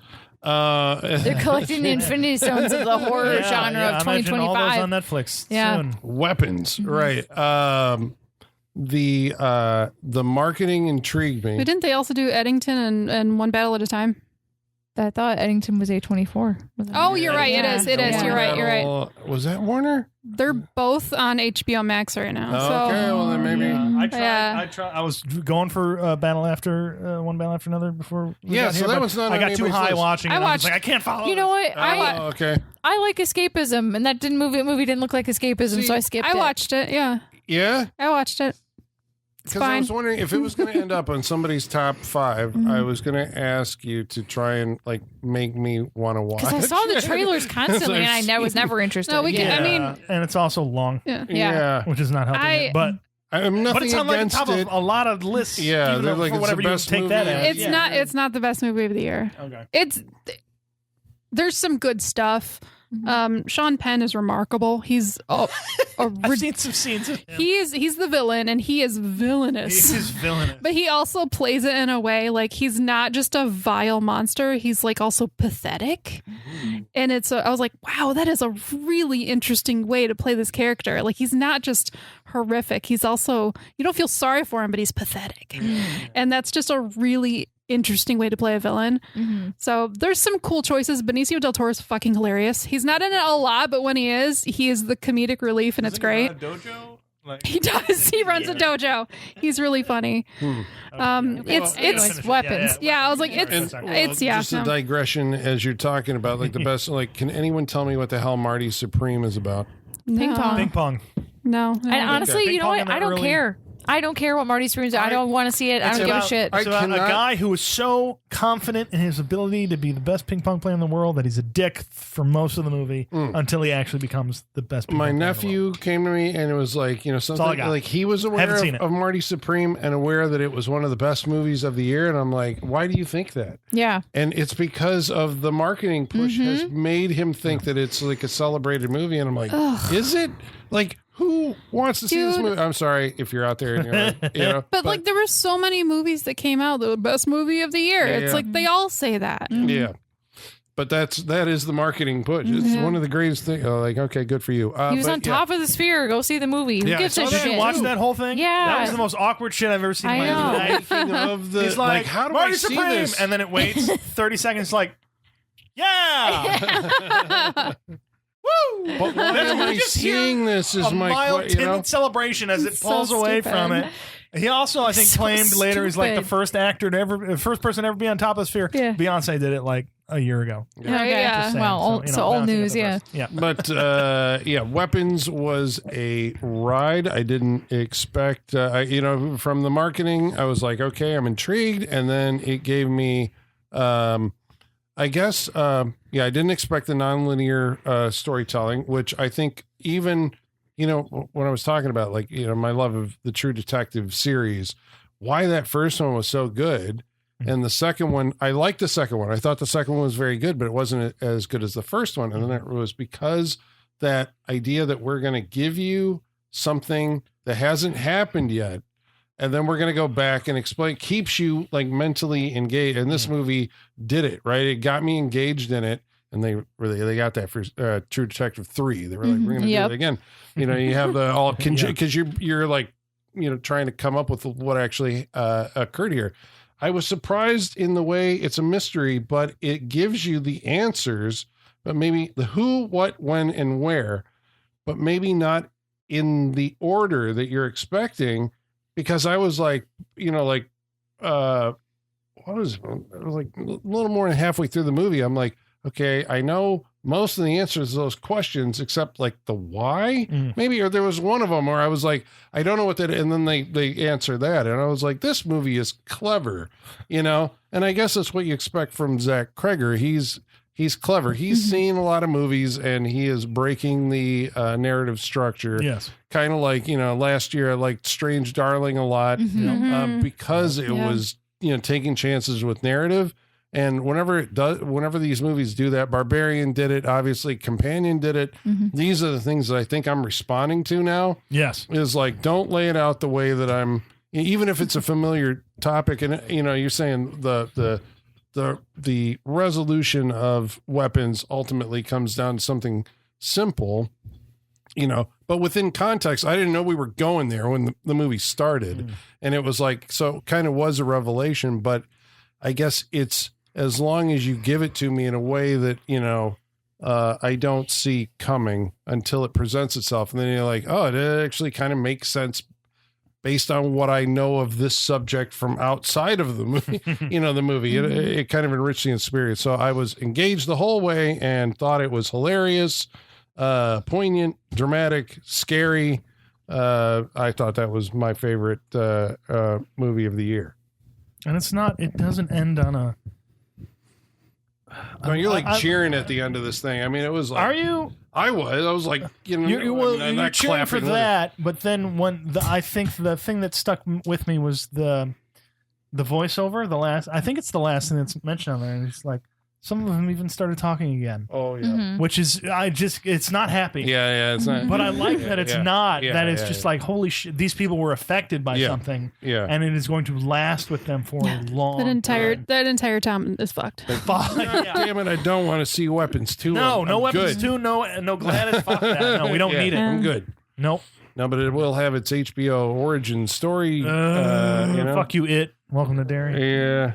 Although I did read, like, now I know everything. I stopped watching after like 4 episodes. But now you know everything. But now I know everything, and I'm like, oh, that might have been interesting to see. Yeah. But I know it now. I don't even have to watch it. All right. So that's the top 5 movies from each of us that we have seen this year. And now we're going to tell you the one worst of the year. Okay. So I have, this is complicated, but also not really complicated. Is this a 2-part situation? It's an honorable mention, and then the one that it is. But we also did a full podcast. Oh, yeah, I got those too. Yeah. Since we're doing just one, the worst. Yeah. Okay. Honorable mention for the worst. This might be a little weird. Superman. I did not. Oh, like yeah. that movie. You and I talked a lot off mic about the like and I've thought about your thoughts on it, Sean, and I agree that like that does annoy me too. The like thinly veiled current day politics that like we're supposed to feel good about in this movie is really upsetting. And I think that's my major problem with it. I think I was in a very like when I went and saw the movie, I had a diatribe just about everything that was going on in the world right now, and this Superman really didn't. It didn't do any. It felt really like fake. Like, oh, these people will come to the rescue, and that is not the mood I was in when I watched this movie. Because all I'm watching this is going, people don't come to the rescue. Every one of these refugees who's out here, they're going to die because that's what's going to happen to them. Because that's what's happening now. So I was in a very modern mind space for this thing, and I know Superman is trying to be bullshit. We don't have a Superman. They're going to die. The corporations are going to take over everything. Nobody's going to get better. That was my whole mindset going into it. I love This it. is what I was saying earlier about how like I want to see escapism in my movies, and I'm not going to Superman expecting to get hit with an Israel versus Palestine fight. Right, and it really was. And that's what it was. It really Yeah. was. And I'm just Yeah. Did we all see that? No, I haven't seen it. I haven't seen it. legit. No, no. Yeah, that's what the movie is. I It's guess fucked up. Yeah. Superman, it's an event. I know a lot of people that I know personally, like it seemed like everybody was seeing Superman. Yeah. Oh, yeah. And I was like, I saw the trailer. I have Superman for life. Right? Yeah. I have my favorite Superman. And so I looked at this one and I watched all the reactions from people who saw it. And I sit there and I go like, okay, the one thing you have to nail, right, is he an aspirational character? And maybe this is what. He is. Okay, so Yeah, he but gives a you're speech saying about it's it later not on. hopeful. Is it because you're an adult? Is this movie made for kids, or you're saying it's just like stay away from the real world in order to? A very heavily featured cartoonish CGI dog Yeah. is featured in this movie. So it's Maybe Superman. it is for younger kids. Yeah. Yeah. That is, it Yeah. should, oh, well, yeah. Go into this knowing this is more for kids than adults, and it's probably not aimed at me, and that's perfectly fine. So why? is very so all, why does like- it mention Israel? Because that's the conflict Well, it of the doesn't. movie. It does like the fake yeah. version, not the It's not, something- nothing But to it's do very with- obviously Yeah. those two I was at like- war. Like, what Okay, else I are was you like, gonna they're talking sign about to? Gaza. Yeah. Like, what the fuck? I mean, that's what's happening, but Right, yeah. but it is Sure. people experiencing those things. And all they have to do is wave a flag and Superman comes and And saves say them. Superman, So and that's they not. get a savior. Wouldn't that be nice? And I was Yeah. not in the mood to have any, especially a white savior, but that's a whole different thing. But just no savior, because I was very cynical at that point. I'm like, there's no savior coming in here. It's just Yeah. not going to happen. Yeah. I would love this to be true, but it just pisses me off that you can have bad guys in a world, and then you get one savior who's going to come in and make everything better, and that's not the world I live in, and I don't. It's not making me happier. It's just pissing me off. But is it encouraging the target audience? To Yeah, be, its theme is kindness is cool. Like that, the movie's all about Yeah. like Yeah. I guess kindness that's- above all. That's, So I mean, that's what I took from the read that I had on just not having seen it. But it's like, is that like it was trying to be like ultra positive Superman? oh no, it is for It sure. is, but it's also a lot in the words they say, and not necessarily in the actions of our. It feels kind of hollow. I get what you're saying. It does, I get- and that very well could just be me and everything I've explained before. But I also like you said, you got your Superman, and do you have who's your Superman? It's Christopher Reeve. It's I mean, Christopher that Reeve, movie right? is I was like one of gonna- the greatest movies. I was gonna say ever it better made.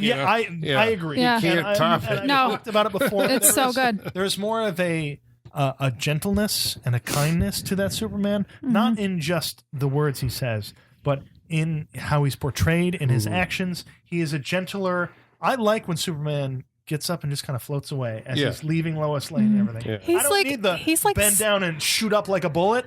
It does nothing for me. I know he can do it. Christopher But Reeve him Superman is like soft. Yes, and I love Right? that for a man who can He's lift like a buildings and throw them across Man the of world. Steel, but he's like soft. Yes, and but it's for a man wonderful.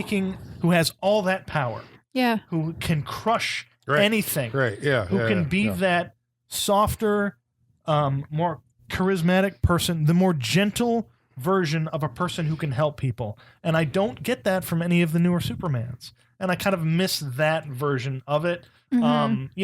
They're going to continue to make these things, and maybe you're saying, Sean, you got to put that away and focus on the movie they made and not what you want. okay, fine. It still didn't hit me in the right way. Maybe I'll watch it again sometime. I have no want to at all. I have no desire to see it. No, I'm super I don't, out. Me too. Yeah, me too. Yeah, I'm I kind of missed done. Captain America. What was it? Captain Brave New America? World? Yeah, you know- Was that this year? That was this year. Holy shit! Did anyone see it? I didn't see it because I saw the trailer so many goddamn I didn't times see to that movie. I didn't Fantastic see it. Four. No, all right. Well, I was going to say is the opposite. I watched Fantastic Four, which I really liked, just because it does some cool space stuff. I like that family dynamic. It's not it's not the best movie, but they felt like even the trailers were like, we're family, we're going to deal with it. I like those people. It felt like a family. There's more heart there. I like that cast too. It's a good cast. I was surprised by the cast. What's Kirby?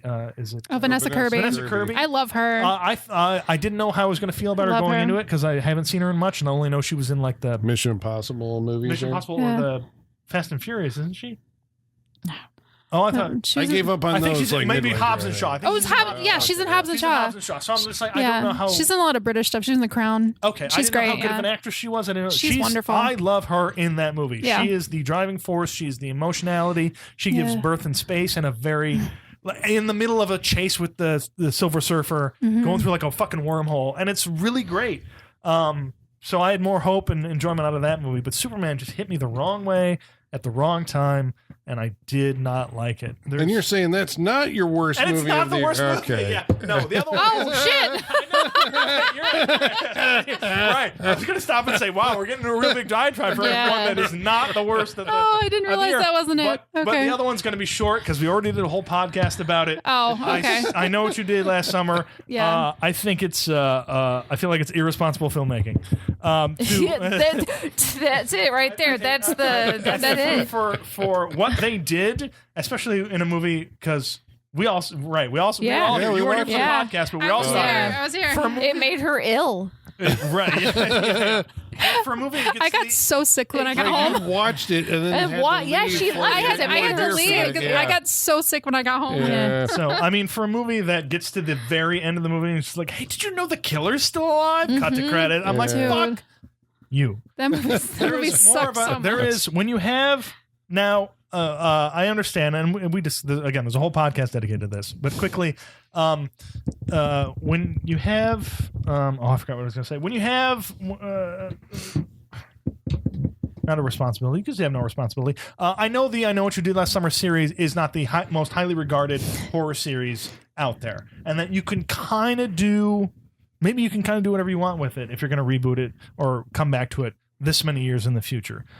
But you have a responsibility to make a movie that's You should at least respect it. respected, Respect the makes franchise. sense. Something. Yeah. This one really feels like we made a movie. Oh shit, we fucked up a movie. We have to do reshoots. Let's put that in the movie. Oh, we fucked that up too. Who cares? They'll see it. There, Yeah. It's got a name. Right, because it's got the name, it's got the stars returning and all that stuff. And I like why, like, you know, I hate to say how dare you to I Know What You Did Last Summer 2025 You of can this say it. But series, no, in a year where we got a Silent Night, Deadly Night remake that was way That is apparently better, than which- I Know What You Did Last Summer, like, But- yeah, how dare you? Like, you had 10 times the budget of a Silent Night, Deadly Night remake. Like you could have. You messed up in so many different places, even in the small details. You messed up, according to me, who's a person who really likes the first two Yeah. movies. I don't think this person was a fan of I Know You Did Last Summer. I don't. Yeah, you wonder why you dive into something like this because Yeah. if you're gonna reboot and bring back I Know What You Did Last Summer, you have to be a big fan of it. Otherwise, it feels like, well, we're gonna take this property and try and do what I want with it. No, you should do what I Know What You Did Last Summer would do with it. This is fanboy complaining about horror properties. You could dismiss it as that, and maybe you should. I don't know. But go listen to that whole entire podcast. You have a responsibility as a filmmaker when you get to make a movie. I don't get to make movies. Colin, do you get to make movies? I don't get to Sometimes, make- every now and well, again, you make Yeah. a short movie. Yeah, but- Michaela, do you get to make I movies? know. Nobody It pays me to says- make You get to yeah. make movies for a living? No. No. Exactly. No. If you get to make movies for a living, do better. I know sometimes you're hamstrung by a studio, and I don't know all the intricacies and ins and outs of all this stuff. And maybe these filmmakers will come to me and go, look, Sean, you're right. We were fucked in this movie. We tried to do our best. Some of it's not our fault. Some of it is our fault. But you have no idea, and they're probably right. I have no idea. But God damn it, this movie sucked. But they'll still be able to get more work based will off their still be able to failure. work. That's And what sucks. like Is we that they'll said- like it's not going to hurt them. And like we said at the beginning of this, we should be allow because Oh, women wasn't made that this directed movie. by women? Yeah, Women, fuck, I hated that about it. I God think damn it. written, directed, edited. What does that matter cinematography. if the No. Well, no, what we're we saying said on is the that- episode we support women's rights and wrongs, so women are allowed to make bad movies. But I don't want anyone's careers ended over Yeah, this movie. exactly. I didn't like it. I thought it was except for really people who bad. made that movie. You can wish them not to have. Who made the movie? Yeah, I mean, no, if you make a don't- bad movie, No, you don't I need to think see like the there's- next thing that they. No, I wouldn't automatically. No, because we can't. Because so many like. But so many men white men get failed and chances get to make and bad get- movies they over make and over bad again. movies, and I'm Yeah, like, and they I'm keep sorry, get so- to make them. Yeah. So I, like I said, I don't want anybody's career canceled over this because hopefully they learn from their mistakes on this movie. This is your and go first on to strike. Yes, your first strike. Go on to make better movies. Learn a lesson and do that. We owe it to them because we've allowed every other white man to do this and continue on and to fail upward. We must allow it for them, and I agree with that. Just do better next time, please. But you already fucked up this one, so I'm already unhappy about it. But I know what you did last summer. It could have been better. It could have been better, and I'm very disappointed by that. Yep. So that is my two worst movies of the year. Okay. Holly, what you got? I feel like I'm missing something about the movies that were supposedly like the best movies this year. Like I'm not getting it or something. Like I hated Die My Love. Didn't like it. Yeah, no good. Didn't like I it. tried Jennifer watching a Jennifer clip Lawrence, of that Robert and it made me Pattinson. so uncomfortable. I Didn't was like I it. can't Hated watch it. this. Yeah. I didn't like Rule of Jenny Penn. Hated it. Oh yeah, I like. Didn't that like one. it. Yeah. I was okay like with weapons. Yeah. I don't think One Battle After Another was very good. So I'm just like afterward and after another. I was just like, am I not liking anything? Like what's happening? And my biggest one, I fucking hated Eddington. Okay. Wow. Ari Aster. Ari Aster's right. Eddington. Yeah. I hated that movie I so saw it. much. Okay. I know you did. I want to see it, so this is very interesting. It's very possible that Ari Aster movies are just not for me, and I acknowledge that. Yeah, what'd you think about his other ones? Don't Hereditary? love. Yeah, didn't love Hereditary. Okay, the other one. Beau is Midsummer. Afraid. Midsommar. Midsummer. Oh, Oh, I haven't seen Beau is Afraid. I haven't seen that. Bo's Beau is Afraid. I didn't love it. Hated it less. Midsummer's probably my favorite. I think it's his most accessible. I think one so for too. Sure. And it's a cult, By so, a long shot. Obviously, I'm gonna Yeah, like it. over yeah. over Oh yeah. Hereditary. Oh yeah. Oh, absolutely. Oh yeah, every girl has been like, "Yeah, burn that bitch!" Like I found Midsummer relatable. Hereditary Yeah, I was was like- not at all relatable. No, Hereditary is just horrific. just pure trauma. Yeah, Hereditary Yeah, you're right. is Yeah, horrific. horrific. Yeah. Yeah, I Midsummer's don't like it. kind of fun in comparison. Yeah, I was like, in comparison. Like Midsummer, I'm gonna go on a limb and say I do like that movie. Yeah. That's like the Ari Aster movie I like. most accessible. And you have Florence Pugh leading it. I love Florence she's Pugh. an easy She's so access great. point. No, you know, that's very true. Florence Pugh is not in Eddington. no, And bummer. But there's great people in it. I think that's what pisses me off so much. Is it Joaquin Phoenix, Pedro Pascal, Emma Stone? Like there's good people in it, and I thought the trailer looked good. So I was like, okay, maybe I will like this movie. Maybe I like it. It's a COVID movie. Mm-hmm. It is. It's about COVID. Well, yeah. Why do we want to watch a movie that we lived through that was a horrible time? not that long ago. Not that long ago. Not long enough to reflect like we on. I all don't think. remember it. Why are we watching a movie about it? That was its first strike. Yes, John. No, I don't mind. I don't mind. I'm You okay want to looking- revisit that? I'm okay looking back on it because I find the You're okay watching a movie, because Yeah. I'm fascinated by humans and how they acted during that period. but they didn't act. I mean, they did, but they did. But This we is lived- but this you is lived it. extreme. or what could be the representation of them acting. But at you that time, already even if lived is it, and you extreme. just lived it 5 years ago. Well, right, my but- question was like, so you watch it and Yeah. you go like, okay, it's like a time capsule. I mean, obviously I didn't hate it. Short time Right, capsule, yeah. as but Holly I know, did, I know. But there was that question of, like, aside from a time capsule of the moment at which it seems like America lost its collective mind, Yeah. right? Yeah. Or maybe I just answered my question. What was the point of making that movie you know, right at this Right. point in That's time. what. That's yeah. kind of why I didn't. It just happened. Yeah. We're not far from it, and We're still feeling the effects of it every day. We haven't moved past it far enough to honestly reflect on it. Oh, I don't know if that's true. I like to. I think we wish we had. I think we're trying to But it goes mentally get as far away from it as we can. Yeah, and here's the thing: it goes further. Like it starts with the war of wearing a mask or not wearing a mask. That's where it starts, right? Yeah. And it goes into politics beyond that. Okay. And it becomes a political war between Oh, I like politics. not like Yeah, but this. it becomes. Did you like it when we lived through this, Sean? Did you like the Black Lives Matter No, but protest? I Did you like I was gonna that? say it also it touches on Black Lives Matter and the irresponsible responses to the movement. And it's and conspiracies and just, it's cringy. but it does that's capture that. I mean, I guess that's why I was like, it does capture that, like in totality, almost, right? Like, Right, we get that. We're just saying, why does anyone want to watch this? Is the I guess point the we're thing getting I at. like to contextualize things that I have lived through. I mean, it's going back on them. It's a horror movie in that, you know, like, so the question is like, okay, you're putting this out as like a statement, a personal statement, right, of how America was at that point in time and the after effects, you know, we're still living with. And then, you know, you got A24 to finance it. You're expecting that people are going to go see this. And it's very uncomfortable. And I think this is the thing. Like, insanely. you're saying, Oh, by the way, you also saw it. Dawn in this. Not good. yeah. Not good. Not good, Don. Not good. Whose song is it? Joaquin Phoenix. Oh. Not good. Oh, Yeah. Sorry, Joaquin Phoenix. I So think it's an uncomfortable movie. It's like a challenging, you know, like, do you, and that's, I guess the question is like, do you want to revisit this at all? And it's beyond that because not one character in this movie is likable. Not a single one. I found my allegiances shifting, but even the people that I did like Shifting to who? Because they inevitably became bad. They inevitably They're all became bad. shit. But I think everyone that's- is shit, and I they're think- all. Yeah, that was. Ari Aster, Right, but Ari Aster hates his characters. He hates them. How can you direct a movie that you hate all of your characters? You write them all to be assholes, Well, he gives and then you torture them. And then you torture them. okay. Well, I don't. It's that doesn't feel. It is congruent. trauma porn. Okay, but you think he hates them and then he think he tortures them? Yeah.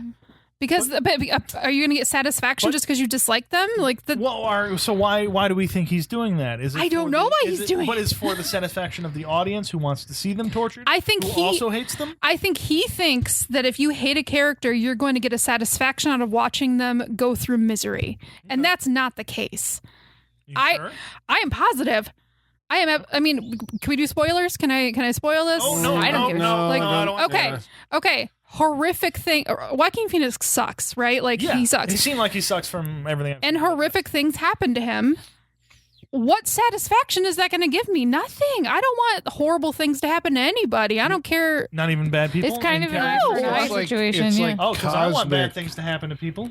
Yeah, I It's thought he different. was- It's taking different. Like a, Now I have to watch this. It's movie. different, I have to yeah. watch this movie. you know, because he's just like looking at like, okay, here it is. Here are all the pieces on the board, how they move, how they conflict with each other, and how, you know, it's like a God's eye view of this town, which is supposed to be, I think, like a macrocosm, right, of the United States, maybe the Yeah. world, but Yeah, this is a especially the United representation of States as everything. a whole. And you're just kind of watching it all ping pong out and just madness.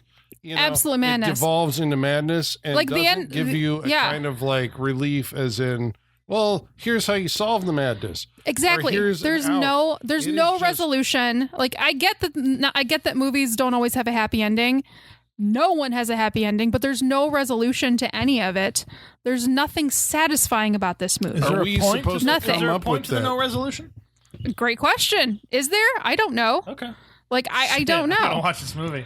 I think what it comes down to is that Holly and I typically prefer escapism when it comes Yes. to our movies. Yeah. And Yeah, this, this is is like not- the opposite This of is not escapism. it. Yeah, no, it's and like- Think about where you Right. are, how you got here, and Oh, no. maybe And, well- what you can do to, you know. but I maybe also the- don't. I But no, lived it- there's not even that. There's not even like maybe what can you do to be better? Nobody is having that No, moment. but I mean, after the movie, are you supposed to, you know, like otherwise, yeah, I mean, it does come But off as a doom trip. I don't want someone who's ostensibly a well-off person telling me how to feel about a traumatic time I lived through in my life. And I Yeah. don't know. I haven't seen it. I don't know if that's. I don't think- But I saw the trailer and I knew immediately it wasn't for me because I don't want to revisit that time, and I don't care what his opinion on that time is. Like, I there's- just don't. I don't know if he has an I had- opinion other Fair. than like the world lost its collective Which I mind, know and because you're I was going to- there, so I Yeah. don't need to watch a movie about I it. know. and I have no moment of reflection after watching it. Like, I'm not like, oh, I He's need not to. telling me anything I don't already know.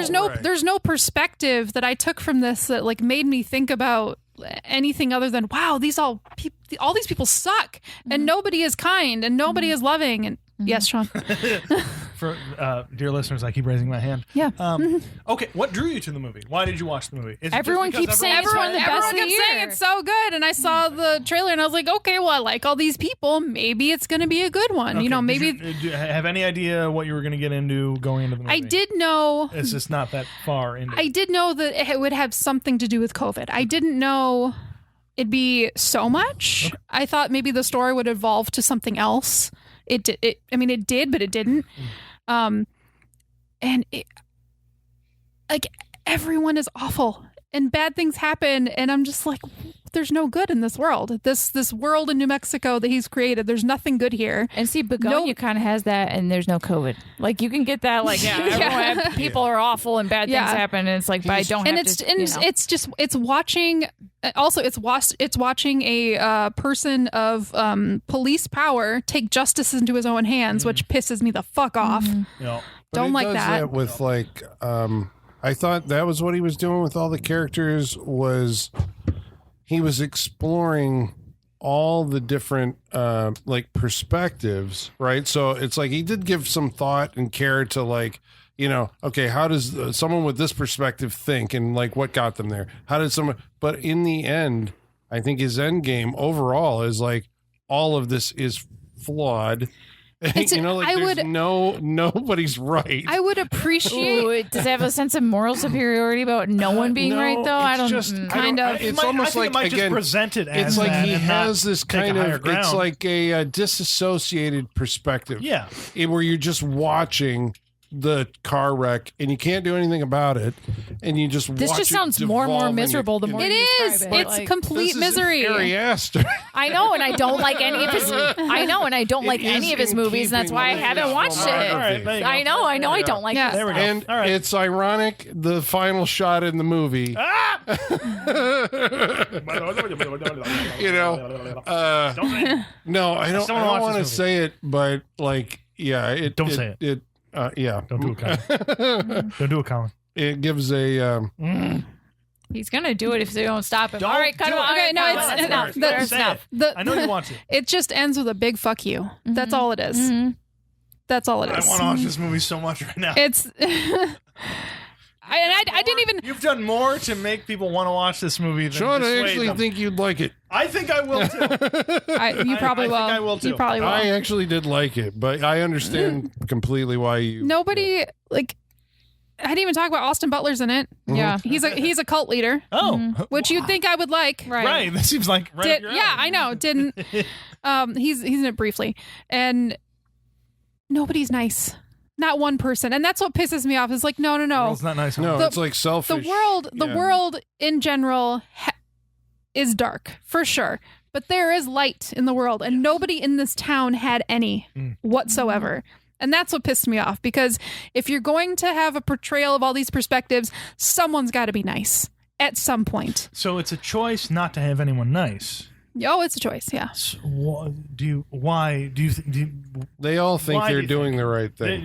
Yeah. And Every I think everyone he's thinks they're just doing the like, I right don't we're thing. going to think they're doing it. showcase. But these he's people going, who- this is why all of these, Okay. things Yeah. are flawed, and none of them end up, it doesn't This sounds match. fascinating. Yeah, I know. I'm down I know for that's- this movie. Yeah. I'm down to watch it and be like, ooh, all right. And I prefaced, and I will repeat, I understand that Ari Aster movies just generally aren't for me.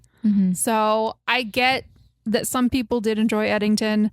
I am not one of them. And fuck that movie. The misery index Yeah. is high. But like I said, I also didn't like a lot of other. I didn't like Die My Love. I didn't like Penny. Jenny Penn. I didn't like. Yeah, these are all miserable sounding They're all movies, miserable right? movies. Yeah, exactly. No, Did you like Paddington 3?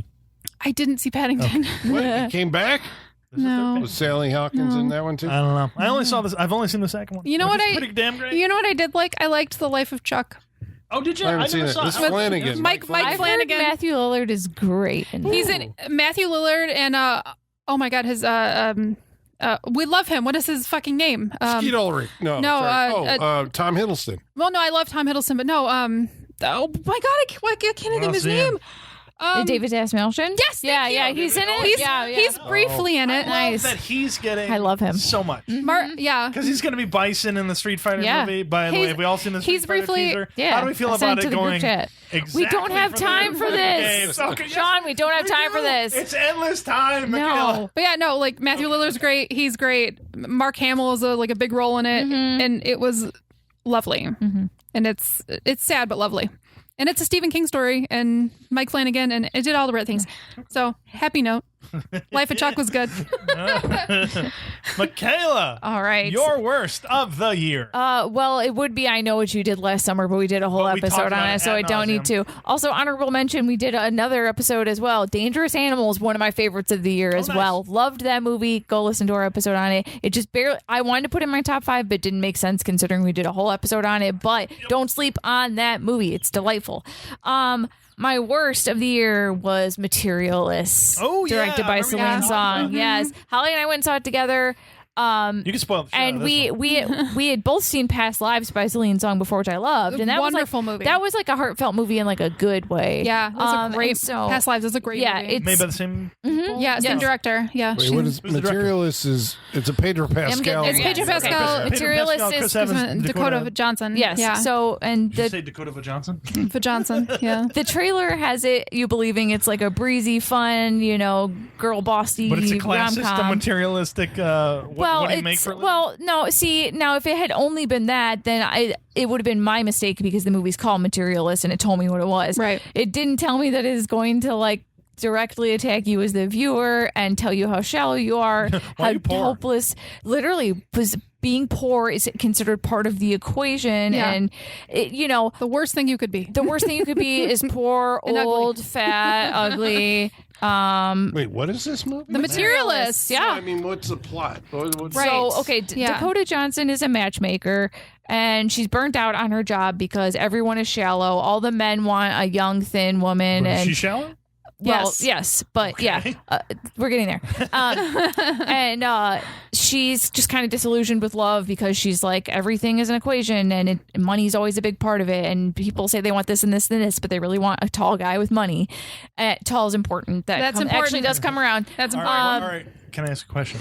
What does tall mean to them? Tall means that there's a surgery you can have to extend your legs to make you taller because Pedro Pascal was once an ugly man because he was 6 inches shorter and no woman would have him, according to this All right, movie. So what's a good height? 6 foot and above. 6'4" and above. They give They you literally they say that. this Yeah. movie is literally all That seems to be the stats. general that in the dating world. It's like, not above is- Sean, true. this is I not, know, these I are know, not good. This is not good I know, things. I know. These are not good things. I'm This just movie happy, even if it's not good and shallow, I'm happy I live up to it. So this movie is, she's disillusioned and everything's shallow and materialistic, and that's fine because that's what the movie's called. And she used to date Chris Evans, and he's poor. And then she meets Pedro Pascal, who's a billionaire, and they date, and then they just break up because she's just like, I don't love you. Even though she said all she ever wanted was to marry someone who was rich, and she didn't care if they loved him because she didn't believe in love because of her job. Meanwhile, she's setting up one of her clients, and her client, how dare she be almost just over 30, right? Yeah. And too fat, even though Yeah. she's not fat at all, and just she's very normal, nice looking woman. They call her fat in the movie. Yeah, they do. This movie calls people fat and ugly left and right in this Yeah. quote unquote romantic comedy. Like Is it a comedy? they It know was marketed they market as it one. as, but it is It is not. not. Okay. It's not. And it's edited, and the trailer and everything makes you think it's like she's walking down the street and her heels are clacking because she's a business bitch, like that's very much the movie. And they breeze over a sexual assault. I was gonna say it plants these landmines in the first act and then just tap dances all over them in the third act. You cannot have this fun romantic even if it is shallow movie, and then all of a sudden be like, oh yeah, your client that was like so needy and bitchy because she wanted to meet a nice guy, she got sexually assaulted by someone you set her up with on a date at your matchmaking job. Like that is a subplot in the movie, and then she stalks her client to her house And to they're just like- apologize for that. And they're just like, oh, hazard of the job. Yep, exactly. And it's kind of never really touched on again. Yep. And that character doesn't get a happy ending. She just gets sexually assaulted for going to a matchmaker. They don't talk about her again. Yeah. And that hits like a fucking lead balloon in the middle of this movie. It's crazy. And then her and Chris Evans get back together because she doesn't know anybody else. I guess she's basically like, well, I know you're still poor, but I guess it's you. She literally says, like in the movie, she goes, I'm thinking right now if I can stand to spend the rest of my life going to cheap dive bars with you. Yeah, 100%. It's the most Is Chris aromantic Evans movie. up for this? He's like, oh, you can. Oh, stand me. That's he's great. completely in love with her because everyone's in love with her. Yeah, and It sounds exhausting. So there's a lot of scenes where it's looking directly at the camera and talking directly to the audience, telling you how shallow you are. Yeah. It's really hard to watch. Yeah. It just makes you feel like Yeah. it just makes you feel and like I get that Celine Song actually was a matchmaker and she was very like jaded by her job and everything, but Is just this based on? it's based on her based on her, true the director. experience. Oh, yeah. Is it? Oh, Yeah. okay. Allegedly. And Oh. like the way the movie should have gone is that she's disillusioned with her job and she realizes the problem is that she's become too analytical about something that doesn't have logic or numbers attached to it. So she has to unlearn the business side and the capitalist side of her brain. And, she meets someone who's quote unquote poor, but they'd be movie poor, so not Right. actually poor, but attractive, and then realizes she It's can have fucking everything. Chris Evans. That's what I poor said. and has roommates in New York. Oh, How dare no. he have roommates Yeah. in New York? God forbid you have a but roommate. they are toxic because they argue in the middle of the street and like pound on taxis and stuff. So they should not Yeah. be together. But they end up together anyways. Yeah. And the side girl gets sexual assault for her troubles, and then that's the movie. So and Pedro Pascal, because he's a billionaire, has a surgery to get his legs broken and then extended so that he can be 6 inches taller. Yeah. That's okay. I have heard of the surgeries that will extend your length, and usually it's for people who are severely. Or No, he more just needed to be disabled tall or because women. Did you know 6 women were inches repulsed is- by him? Yeah. Is okay. A couple of 6 inches is a lot. Yeah. Okay. But Like I don't know Yeah. how long is going to take for the bones to grow. Yeah, he's a billionaire. also, Takes I a was like, long also time. think about it. Like Pedro Pascal, An Pedro Pascal, extremely Everything attractive- the way he and looks. a billionaire. man I And a would billionaire. make- man And a if- billionaire. If he was here right now, I would make out with him. So you're telling me because he's 5'6", Yeah. he's not attractive. Yeah. Yeah. You can go fuck yourself. There's no billionaire that's as attractive as Pedro Pascal. And Chris let alone- Evans. And Chris Yeah. Evans. Yep, Chris exactly. Evans is really sweet, Yep. but because he's poor, and has roommates. How dare you? Have no, thank you. Yep. okay, so Wow. This movie So is I'm the just most listening to what you unrelatable say. piece of shit. All right. Yeah, I knew she was. I knew she was picking it, and I was Can- really can glad. you bring this to the freak show. I would love this conversation. it's called The Materialist. Yeah. Right. So, I mean, right there, I'm like, all right, this is going to be some kind of critique on a society. I thought so too. You're saying it's not critique. It's not presenting them in a poor light. It's saying like, don't be like these people. That's They're the what's- materialists. That's what's so confusing is that like It's saying like you're all the materialists, like it's all saying- of you. Yeah, it's like you're really the problem. But it's I don't know, it is critiquing it, but it also isn't, if that makes sense. Like, because it's dressed up and shot and the music and everything is like a normal rom-com, but the words they're saying are so real people don't talk this way. They don't, I don't know. No one's relatable. No. like nothing about it is relatable except But for how you know the except for people- how hard dating is. But do you know the types that they're portraying? There's not really types. There's not though. really types. You don't It's really just see a ton are of the you? dating 'cause It's just are following you Dakota rich Johnson. and handsome or not? Yeah. If you're not, then you suck. We yeah. gotta watch this movie, Colin. Are you over? Are We you? gotta watch this movie. Are you over 30 and overweight and you suck? Yeah. Like that's what this They movie is literally- saying. There's a montage. There's a montage of all these men describing what they want in like directly to the camera. That is Yeah. just a And they're- brutal assault because it's like no fatties, and then they're like no one over 30, and she's like, but she's 28, and it's like it's too close to 30. Like a Yeah. like montage of just horribleness. It's very unpleasant disgusting. movie to watch. So don't recommend. So yeah, how does it change your life going forward? I guess is it like what I'm was like her Celine intention? Song. What the fuck is wrong with you? Because I liked guess, Past Lives a lot. So what Yeah. do you think she was intending? I think she's just jaded by it. It'd be like if I made a movie about working retail. It would be like that. It was like I'd be how humanity much I hated sucks. working retail. Yeah. Yeah. Yeah. So what's the bigger draw of this movie to get made? The Just three star leads. power? Yeah. Like, is that what Yeah. got They this see made something that, in it and they're Well, like, yeah, I'm that's going what to do it. wondering, It's like, They like saw the Past thesis. Lives and said, "Oh, I liked that movie. That was really good." Right, but they have to look at the content of the current movie they're going to make, and Yeah. it feels like there was. I wonder what draw them to it versus what Yeah. came out versus how you guys feel about it, and it makes me want to watch the movie. This is what I hang out the worst ofs of challenging. The year. The worst Yeah. ofs of the year always make me want to watch the movie that everyone's Yeah. been The like, best, horrible. the Wait, did best you ever part. go see Independence Day Resurgence? Because I My friend, I saw that before we got on Oh, the you show did? and Okay. fucking lambasted. The best- I fucking hate that movie. The best part of the Materialists is all of the press tour content of the three of them. Yeah. The three of them are adorable and hilarious. Oh, them! I Yeah. would love They to got have a dinner along, party with like- them. Oh, they have making a great movie? chemistry. All three of them are fantastic. Sure. She breaks up with billionaire Pedro Pascal because she just doesn't feel like she loves him, and it's very casual. They were engaged, and then she said, I don't know. Yeah. So And this then is they an break up, and it's example very amicable. And yeah, of, These sound like people should be behavior allowed to not date. to emulate. I These are can't- toxic just- people. Stay Yeah. very far But away it's from like them. we all like normal good people know this. Yeah, yeah, and also like I would never be in this situation because Right. this is such a ridiculous fantasy anyway. Right. And it's like it's like matchmaking for rich people. Yeah. So I have Are like we I have asking who are they nothing making to this movie I have for? nothing Yeah, to relate kinda. to in this movie. Nothing to relate to. Yeah. So who's this? I'm like, okay, so I'm a complete reject, so I can't relate to this at all. All right. Well, I don't count for any of this. 'Cause Exactly. they That's say how I'm not good enough. That's how I felt in coming this out of movie, this. being poor is a moral failing. So Yeah. that's the attitude of the movie. Like Chris Evans should be begging for Dakota Johnson's attention because he's poor. Right. It's the attitude of the movie or the characters. I guess that's what I'm trying to pin down. Is she?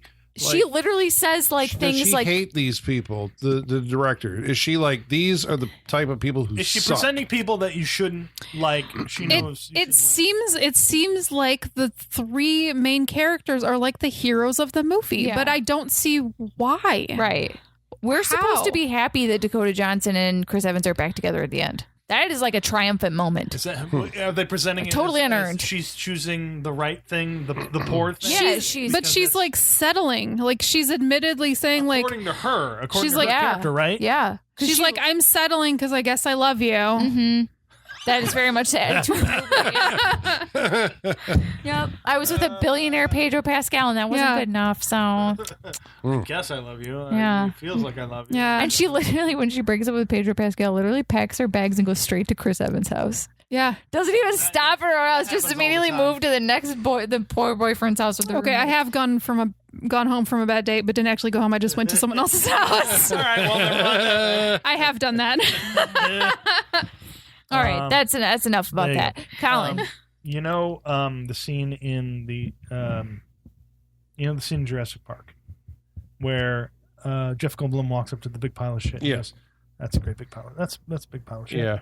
I made a little. My review for Independence Day Resurgence was I re-edited that scene and I took the poster from Independence Day Yeah. Resurgence and I put it on the pile of shit. And so it's just Yeah. Jeff Goldblum walking up to a pile of shit with the Resurgence poster on and going, "That is a great big pile Well, of shit." at least it didn't encourage you to see the movie because yeah. yeah. Okay, I want to hear what worst- Colin's verse is. Worst of the year.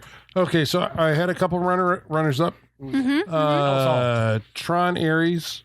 You saw it? Oh, you did Oh see yeah, it. you were Yeah, the you only did one see who you saw were it. the one person that saw it. Because it was positioned as like, I mean, Disney is trying to do like a big blockbuster thing, and they've got Tron, and you're like, Tron? Like, I love Tron. Like, don't get me wrong, I love the first one. I saw the second one, and I actually that was a Joseph Kosinski movie. Oh, was it? That's right. I forgot that was like his first movie, the F1 director, Top Gun Maverick. Whoa. And I went back and watched it after watching this one, and the thing that struck me about that was like, wow, there's actually scenes where people talk to each other.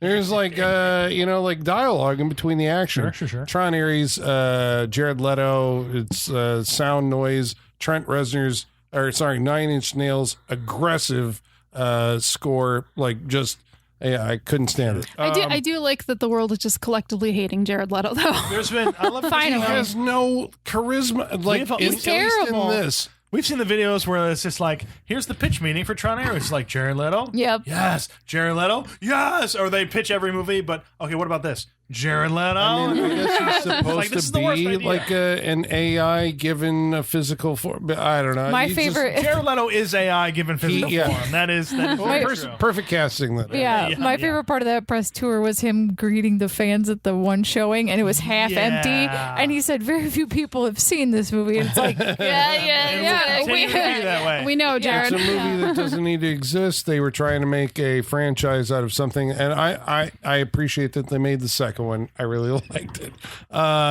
Runner-up number 2 was a movie called Keeper, and I do love. yeah. I like Osgood Perkins Do you? on I his don't. I'm trajectory, right? I feel like I'm Son of off Anthony Osgood Perkins, Perkins. and he's like been off making these kind of quirky His work horror ethic movies. is top notch. Yeah. I'll say that. Yeah, guess 2 he movies in shot 1 year is pretty Keeper impressive. during a strike, I think, like Yeah. in the U.S. He went to Canada and made it there with. So I mean, there But you are like Osgood Perkins because he did. Did he do Hansel and Gretel?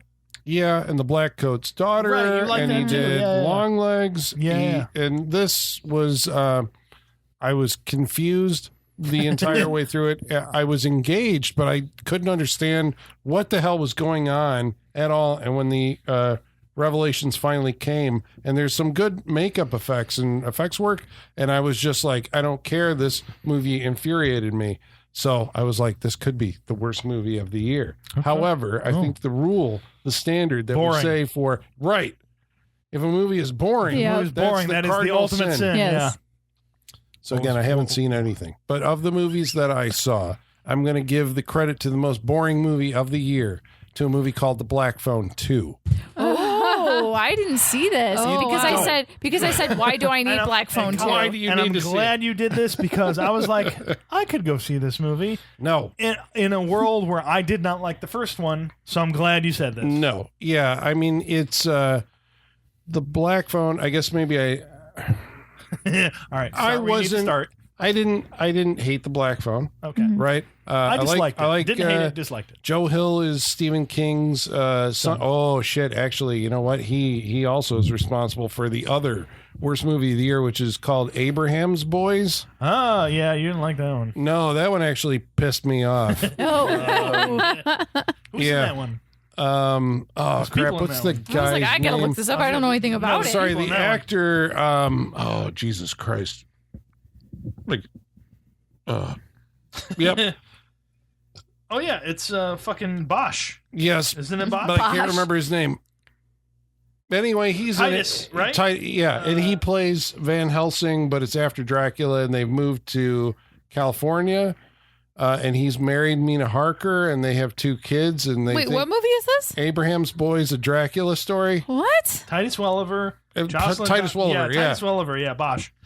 Yeah, Titus Welliver, but it's blasphemous. I'm going to say it's, if you know the Dracula story, it's blasphemous. Okay, now And it's I now hated it's it, now it's hated- making sense. Hated it. But Black Phone 2 was the most boring. And the reason for that is, like, you know, you had a movie that was like, yeah, okay. And it was a financial success, I guess, Black Phone, right? Yeah, good enough. Tom Savini did The Mask. Ethan Hawke is, like, continuing his run of, like, hey, in my later career, I hated horror movies. I thought Now they I were want a going to new be genre. scary. But now when you make them, you find out it's not scary to make a horror movie. He actually said that on an interview. Did he It really? was funny, yeah. He Is that a stayed away revelation from yet? them. It's not scary to make it. Yeah, because he didn't like horror movies. He thought there was like bad juju and all that. And then Blumhouse got him to do, was it The Purge? Was that for Blumhouse Sinister? was like, Sinister, yeah. what do you think Yeah. of horror movies Right. now? Right. And he was actually like, you know, I kind of, you know, they're not, you know, evil behind the scenes. It's, you know, and he got into it. And now he has like a whole like career being in these films. Black Phone 2. So the premise is the kids who survived the grabber, right? In the first one, they killed the grabber in the first one. They begin, I think the sister character begins having visions that lead them to a closed, or at least it's a snowbound like Christian camp by a lake. A summer camp in the winter. Summer camp where their mother, who I think was touched on in the first movie, that she had died before the first movie started. Yeah. Because Jeremy Davies is the dad, right? He's still like around in this one. So it's like it's tying the mother and the camp into like, well, it turns out, guess what? When he was younger, the grabber worked there. And was their mother's suicide God. really a suicide? And So they're just stealing from every slasher franchise to assemble a backstory?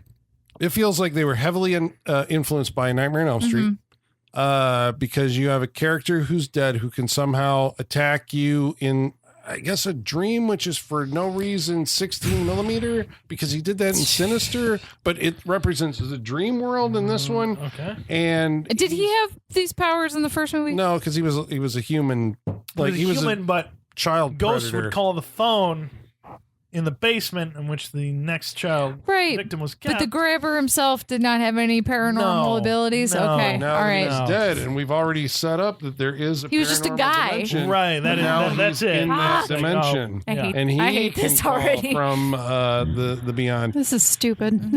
Right. It's a movie that doesn't. It's a continuation of a story that didn't need it. Right. Yeah. And it made logical errors. I thought like a lot of times it was one of those things where I was sitting there going like, why would you do that? Why? How did we get to this scene? Like what? Like logic? And it did feel like, you know, they had to break narrative strands to bend them together, like through superhuman strength, you know, grabbing those iron rails and trying to connect them. And you're like, I just don't buy this. It does have an awesome image where ghosts of, past victims underneath a lake get their final revenge. All right. I like that. Oh, he drowns in a lake, huh? Wow. I suppose I should have said that's a spoiler. No, he's already dead. So I've seen all these movies before. You're not spoiling anything for me.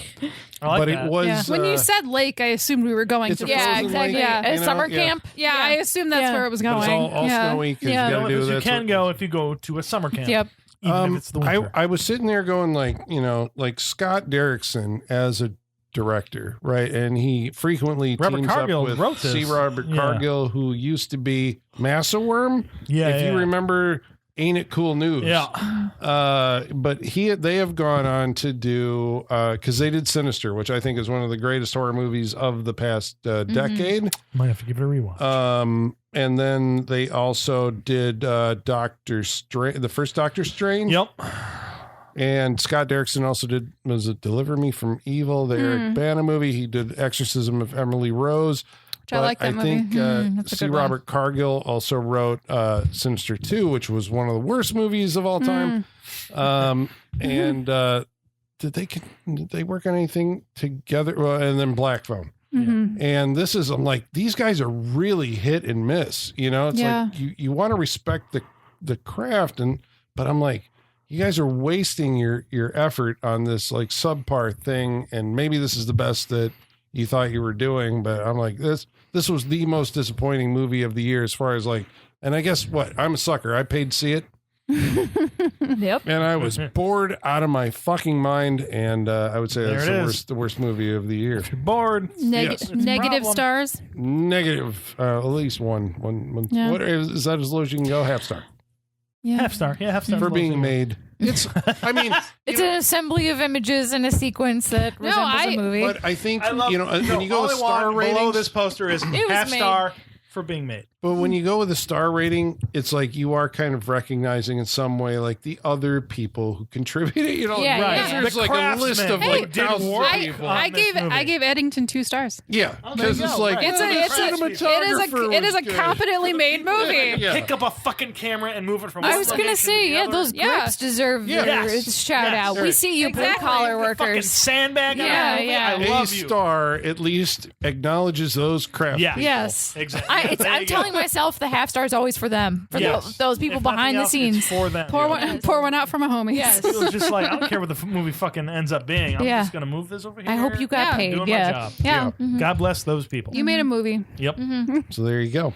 All right. Well, I guess right. that, That's Any wraps up- 25. any random shout outs? Not to talk about, just Oh, no, shout it out. Toxic Avenger. Yes. Toxic Avenger. I didn't make it to Toxic. I I didn't ran out of either. time. I Damn have it. to get there too. It was it's not the first movie, and it's got like a punk sensibility. It feels like it maybe came from like 1990s or something. Yeah, I was nice. entertained. All right. I meant to watch. I didn't get to it. I shout out Haha You Clowns. It's an Adult Swim cartoon series. Each episode is about 12 minutes long. It is a grotesque animation with a very uplifting, wholesome, but also very twisted kind of humor to it. It's fucking great. By Joe Kappa. You'll see clips on Instagram and all that shit. It's wonderful. Haha You Clowns on HBO. Fucking watch it. It's great. I liked The Accountant too. Did you Yeah. like The Oh, Accountant The too? Accountant I did. Okay. I did. It feels like the one where they're just like, let's have fun with It was this one. really fun. And Joe, Yeah. they're like, let's bring in Joe Bernthal to have fun. John Bernthal. I mean, because John he's in the first one. Is he in the first He's one? in the Is he? first one. Yeah. Huh. Fuck, I don't even remember him being in the He's first one. in the first one. Okay. Holy Didn't shit. remember that. They're like against each other the whole movie. Oh, are they? Yeah. You didn't see it? I didn't did, see The and Accountant. so I that's didn't see the The problem. The Accountant, even when Accountant 2 came out, I'm like, I don't remember The Accountant. The Accountant's fun as hell. I remember liking it. Yeah. All right. And then in this one it's like their buddy Yeah, cop movie yeah, yeah. and it's their buddy heist movie or whatever. Like Right, yeah, it's they're it's together. fucking Yeah, yeah. fun. They're It looked fun. they have great chemistry and they're really Okay, funny. Good, good. Yeah. I liked it. It was good stuff. Right, because John Bernthal looks like the outrageous guy, and then Ben Affleck's the buttoned-up guy. Yeah. Like, hey, He's- loosen up. No, the accountant, like Ben Affleck, is the non-obnoxious Sheldon. Okay. Like That's fair. it's the like guy on the spectrum that you Loser want to that. watch. Mhm. Like he's funny. Did you Yeah. have a shower? I had a summer where I got new seasons of Dexter and King of the Hill, and they were both amazing. Oh yeah, hell yeah. I wanted to break the rules, and where we can put TV shows on these lists, and that's a rule. I I'm surprised almost you didn't put did. them on there. I thought about breaking the rules, but I was like, I've seen enough movies actually Okay. this year. I'm Yeah. gonna do it. Primitive War, dinosaurs in Vietnam. Go watch All right, it. yeah. It's R-rated. It's everything you've been missing from the Jurassic World movies. Yes. That was one of the worst ones I saw this year too. And Jurassic that's World. where you We were. gotta go in. Oh, Everything yeah. you did But get yet it from was the better Jurassic than movies, last you year's gotta make a Jurassic World, list and so- be like, that's what we're gonna put in Yeah, this movie. Primitive War. I mean, it had 4% of the budget of Jurassic World really wanna Rebirth, watch it now. but it gets every dollar out of it, and it is violent as fuck, and it's dinosaurs in Vietnam. And yes, I know what you're wondering. Yes, there is a chopper that flies over the sunrise to Fortunate Son in the beginning of the movie. Perfect. Because if you're in Perfect. Vietnam, it's the what law. you gotta do. You know. Did any of There's you a guys you see? I think it was an early release Black Bag. Yeah, I No. watched it. I Soda, haven't seen it Steven yet. I don't Soderbergh. know. I need to watch it. I need to watch it. Holly that and one. I liked it. Anyone else watch Steven Soderbergh's other movie this year? Presents? Presents? No. No. Okay, I did. And? You didn't care for it, right? Didn't care for it. That's like David Koepp wrote that too. David the Cope, yeah, he sort wrote of, it too, yeah. Didn't care for Backwards it. guy. Yeah, didn't care I like for the it. It's new- an interesting... I liked the new Knives Out too. Yeah. I didn't see that one yet. I yet. want to watch that one. I skipped the middle one, Glass Onion, but this one I like seems this one better. Okay. I liked might it go for better this one. than Yeah. Glass Onion. Yep. Yeah. Holly and I saw Hard Eyes together. We did. Really, like really that. liked it. Yeah. Really liked it. Hard Eyes was really good. Yeah. It It was- was always, yeah. when making the list, it was Yeah. always floating around. Yeah. It was a I good like year really for good. slasher movies for the most part. You know, slasher with the heaviest fucking footfalls, except for, it's him and the, I Know What You Did Last The Summer Hookman, Killer. yes. Just Yeah. got I fucking, like that Sony Pictures now is like the slasher house. Yes. yeah, go Sony. Like keep doing that. Mainstream slasher Go for it. movies. Love it. Keep giving these guys jobs.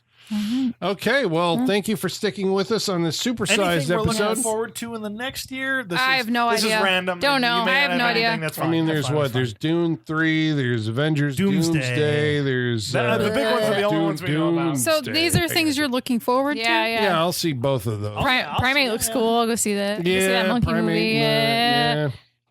There was something else and something else. I don't even other know than what's that. coming out. Yeah, it's Yeah. tough. It's tough. I just Yep. want to throw it out there. But there you go. All right. Great. Well, we Wow. appreciate you listening. 5-6 hours and later. next week, we're going to watch a movie that's chosen by you. That's right. 4 you straight weeks. motherfuckers. Do us a solid. You've been nice to us years previous. Yep. You've been doing pretty good. We don't know what the results of the poll is right now, but we will by next week, and we'll put it up on our social media so you Yep. can comment on You'll it. know.